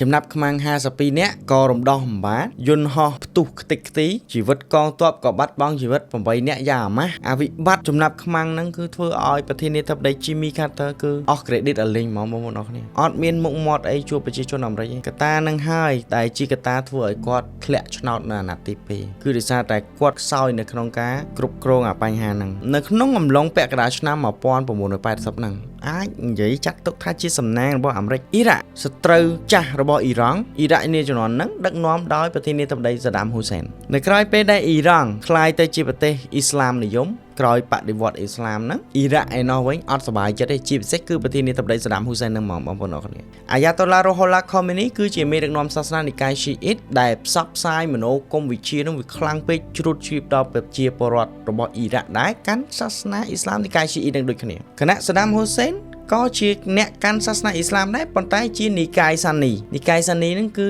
ជាប្រភេទនិកាយដូចខាងអ អារ៉ាប៊ីសាអូឌីតអីចឹងបងប្អូនអរគ្នាសាដាមហ៊ូសេនអត់ចូលចិត្តអាយ៉ាតូឡារ៉ូហូឡាហ្នឹងទេហើយវាចៃដន្យចំនួនព្រំដែនរវាងអ៊ីរ៉ាក់និងអ៊ីរ៉ង់ដែនដីហ្នឹងក៏ចំនួនព្រំដែនមួយគ្នាយូរហើយសាដាមហ៊ូសេនឃើញអ៊ីរ៉ង់កំពុងតែខ្សោយព្រោះអ៊ីរ៉ង់ពេលហ្នឹងគឺវិបត្តិសេដ្ឋកិច្ចដោយសារអាមេរិកបកកទ្រព្យសម្បត្តិហើយឯកោរស់ស៊ីអត់បានទណ្ឌកម្មសេដ្ឋកិច្ចពីអាមេរិកបងប្អូនអរគ្នាហើយក្រោយពេលបដិវត្តអាការរៀបចំរចនាសម្ព័ន្ធដឹកនាំប្រទេសហ្នឹងវាមិនទាន់រឹងមាំរហូតដល់ថ្ងៃទី22ខែកញ្ញាឆ្នាំ1980ប្រធានាធិបតីសាដាមហ៊ូសេនក៏បានបញ្ជាឲ្យកងទ័ពវេយលុកសម្រុកចូលទៅក្នុងអ៊ីរ៉ង់ដើម្បីកាន់កាប់ដែនដីដែលជាចំនួនព្រំដែនដែលអ៊ីរ៉ាក់ចង់បានគោលបំណងដើម្បីបំបាក់អាយ៉ាតូឡារ៉ូហូឡាខូមេនីនឹងឯងបងប្អូនអរគ្នាអ៊ីរ៉ង់ឯនោះវិញជាប់ដៃធ្វើសង្គ្រាមជាមួយនឹងអ៊ីរ៉ាក់នឹងខ្លាំងមែនតើបដ ாய் បងប្អូនអរគ្នាដល់ពេលអញ្ចឹងដូចជាលែងមានពេលសូវខ្វាយខ្វល់រឿងចំណាប់ខ្មាំងមន្ត្រីទូតអាមេរិកទៀតហើយអ៊ីរ៉ង់ចាប់ផ្ដើមបន្ទន់អេយ៉ាបតតិចក្រោយមកក៏មានភាគីទី3គឺប្រទេសអាល់ហ្សេរីបានសម្របសម្រួលឲ្យអាមេរិកនិងអ៊ីរ៉ង់នឹងចោះកិច្ចព្រមព្រៀងសន្ធិសញ្ញាជាមួយគ្នាដើម្បីឈានទៅដល់ការដោះលែងចំណាប់ខ្មាំងទាំង52នាក់ហ្នឹងជាថ្នូរដោះដូរទៅនឹងលក្ខខណ្ឌផ្សេងៗមួយចំនួនដូចថាហាមដាច់ខាតកុំឲ្យអាមេរិកលូកដៃនៅក្នុងកិច្ចការផ្ទៃក្នុងឲ្យអាមេរិកហ្នឹងគឺដកទណ្ឌកម្មដែលបង្កកទ្រព្យសម្បត្តិជាតិរបស់អ៊ីរ៉ង់ហ្នឹងបកគលឲ្យអ៊ីរ៉ង់វិញអ៊ីរ៉ង់ហ្នឹងព្រមព្រៀងសងលុយដែលជាពាក់អាមេរិកកាលពីជំនាន់ស្ដេចឆាកាន់កាប់អំណាចអីចឹងបងប្អូនអរគ្នានៅទីបំផុតថ្ងៃចុងក្រោយនៃអំណាចជាប្រធានាធិបតីរបស់លោកប្រធានាធិបតី Jimmy Carter គឺថ្ងៃទី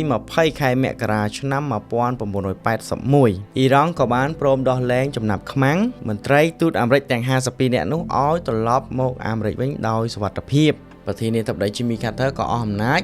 អាមេរិកក៏មានប្រធានាធិបតីថ្មីមួយដែលមានឈ្មោះថា Ronald Reagan ត្បិតថាអាមេរិកមានប្រធានាធិបតីថ្មីក៏ពិតមែនប៉ុន្តែមនោសញ្ចេតនាភាពទុកចិត្តទៅលើអ៊ីរ៉ង់គឺអាមេរិកលែងទុកចិត្តហើយបងប្អូនអរគ្នាអញ្ចឹងហើយចាប់តាំងពីចំនួននោះមកប្រធានាធិបតីអាមេរិករូបណាក៏ដោយក៏មិនដែលត្រូវជាមួយនឹងអ៊ីរ៉ង់ដែរប៉ុន្តែគ្រាន់តែមិនដែលធ្វើសង្គ្រាមជាមួយនឹងអ៊ីរ៉ង់បងប្អូនទាំងអស់គ្នាអ៊ីរ៉ង់ឯនោះវិញក៏គ្មានចិត្តស្មោះជាមួយនឹងអាមេរិកដែរអ៊ីរ៉ង់តែងតែព្យាយាមបំផ្លាញអាមេរិកតាមគ្រប់រូបភាពតាមរយៈការផ្គត់ផ្គង់បដោះបដាលដល់ក្រុមឧទាមប្រដាប់អាវុធមានដូច Hezbollah មានដូច Hamas មានដូច Houthi Yemen ដើម្បីឲ្យពួកនឹងធ្វើព្យុះធ្វើភ្លៀងបំផ្លាញផលប្រយោជន៍របស់អាមេរិកនៅក្នុងទឹកដីមជ្ឈមបូព៌ានឹងឯងបងប្អូនទាំងអស់គ្នាកត្តាដែលអ៊ីរ៉ង់មានមេដឹកនាំសាសនាដែលពិបាកនិយាយគ្នាបែបនេះហើយទើបអាមេរិកយកមូលហេតុមួយថាអ៊ីរ៉ង់គឺមិនអាចមានអាវុធនុយក្លេអ៊ែរជាដាច់ខាតអាមេរិកសុកចិត្តឲ្យកូរ៉េខាងជើងមានអាវុធនុយក្លេអ៊ែរក៏មិនអាចឲ្យអ៊ីរ៉ង់មានអាវុធនុយក្លេអ៊ែរដែរបងប្អូនអរគ្នាយ៉ាងហើយណាកូរ៉េខាងជើងគេដឹកនាំបែបកុម្មុយនីសផ្ដាច់ការប៉ុន្តែគេដឹកនាំដោយតាមរបៀបនយោបាយខណៈដែលប្រទេសអ៊ីរ៉ង់មានការដឹកនាំជារបៀបមេដឹកនាំសាសនាហើយមានពេលខ្លះគឺជ្រុលនិយមទៀតផងអញ្ចឹងការដែលមេដឹកនាំប្រទេសមួយដែលមានអំណាចអាចគ្រប់គ្រងអាវុធនុយក្លេអ៊ែរបានគឺជារឿងគ្រោះថ្នាក់មួយដែលពិភពលោកជាពិសេសអាមេរិកសុកចិត្តចំណាយលុយធ្វើសង្គ្រាមនាពេលបច្ចុប្បន្នហ្នឹងដើម្បីបង្ការមិនឲ្យអ៊ីរ៉ង់មានអាវុធនុយក្លេអ៊ែរនោះឡើយអានេះយើងនិយាយបន្ថែមពាក់ព័ន្ធជាមួយនឹងផលប្រយោជន៍ប្រេងនៅតាមច្រកសមុទ្រហូម៉ូហើយនឹងផលប្រយោជន៍ធនធានប្រេងកាតដែលអ៊ីរ៉ង់កំពុងមាននឹងឯងបងប្អូនអរគ្នានេះគឺជាដំណើរដើមទងដែលបង្កទៅជារបួសស្នាមហើយបង្កទៅជាជំងឺមហារីករហូតធ្វើឲ្យអាមេរិកមានសង្គ្រាមជាមួយនឹងអ៊ីរ៉ង់ដូចសពថ្ងៃនេះបងប្អូនអរគ្នាកត្តានឹងហើយទើបបងប្អូនអាចយល់បញ្ហាអីមួយគឺទាល់តែបងប្អូនយល់អំពីប្រវត្តិសាស្ត្រដើមមកទើបអាចដឹងថាដំណើរដើមតូននឹងគឺវាអញ្ចឹងបើសិនជាពេញចិត្តកុំភ្លេច react love ឬក៏ like ហើយចែករំលែកវីដេអូនេះផងជួបគ្នាវីដេអូក្រោយ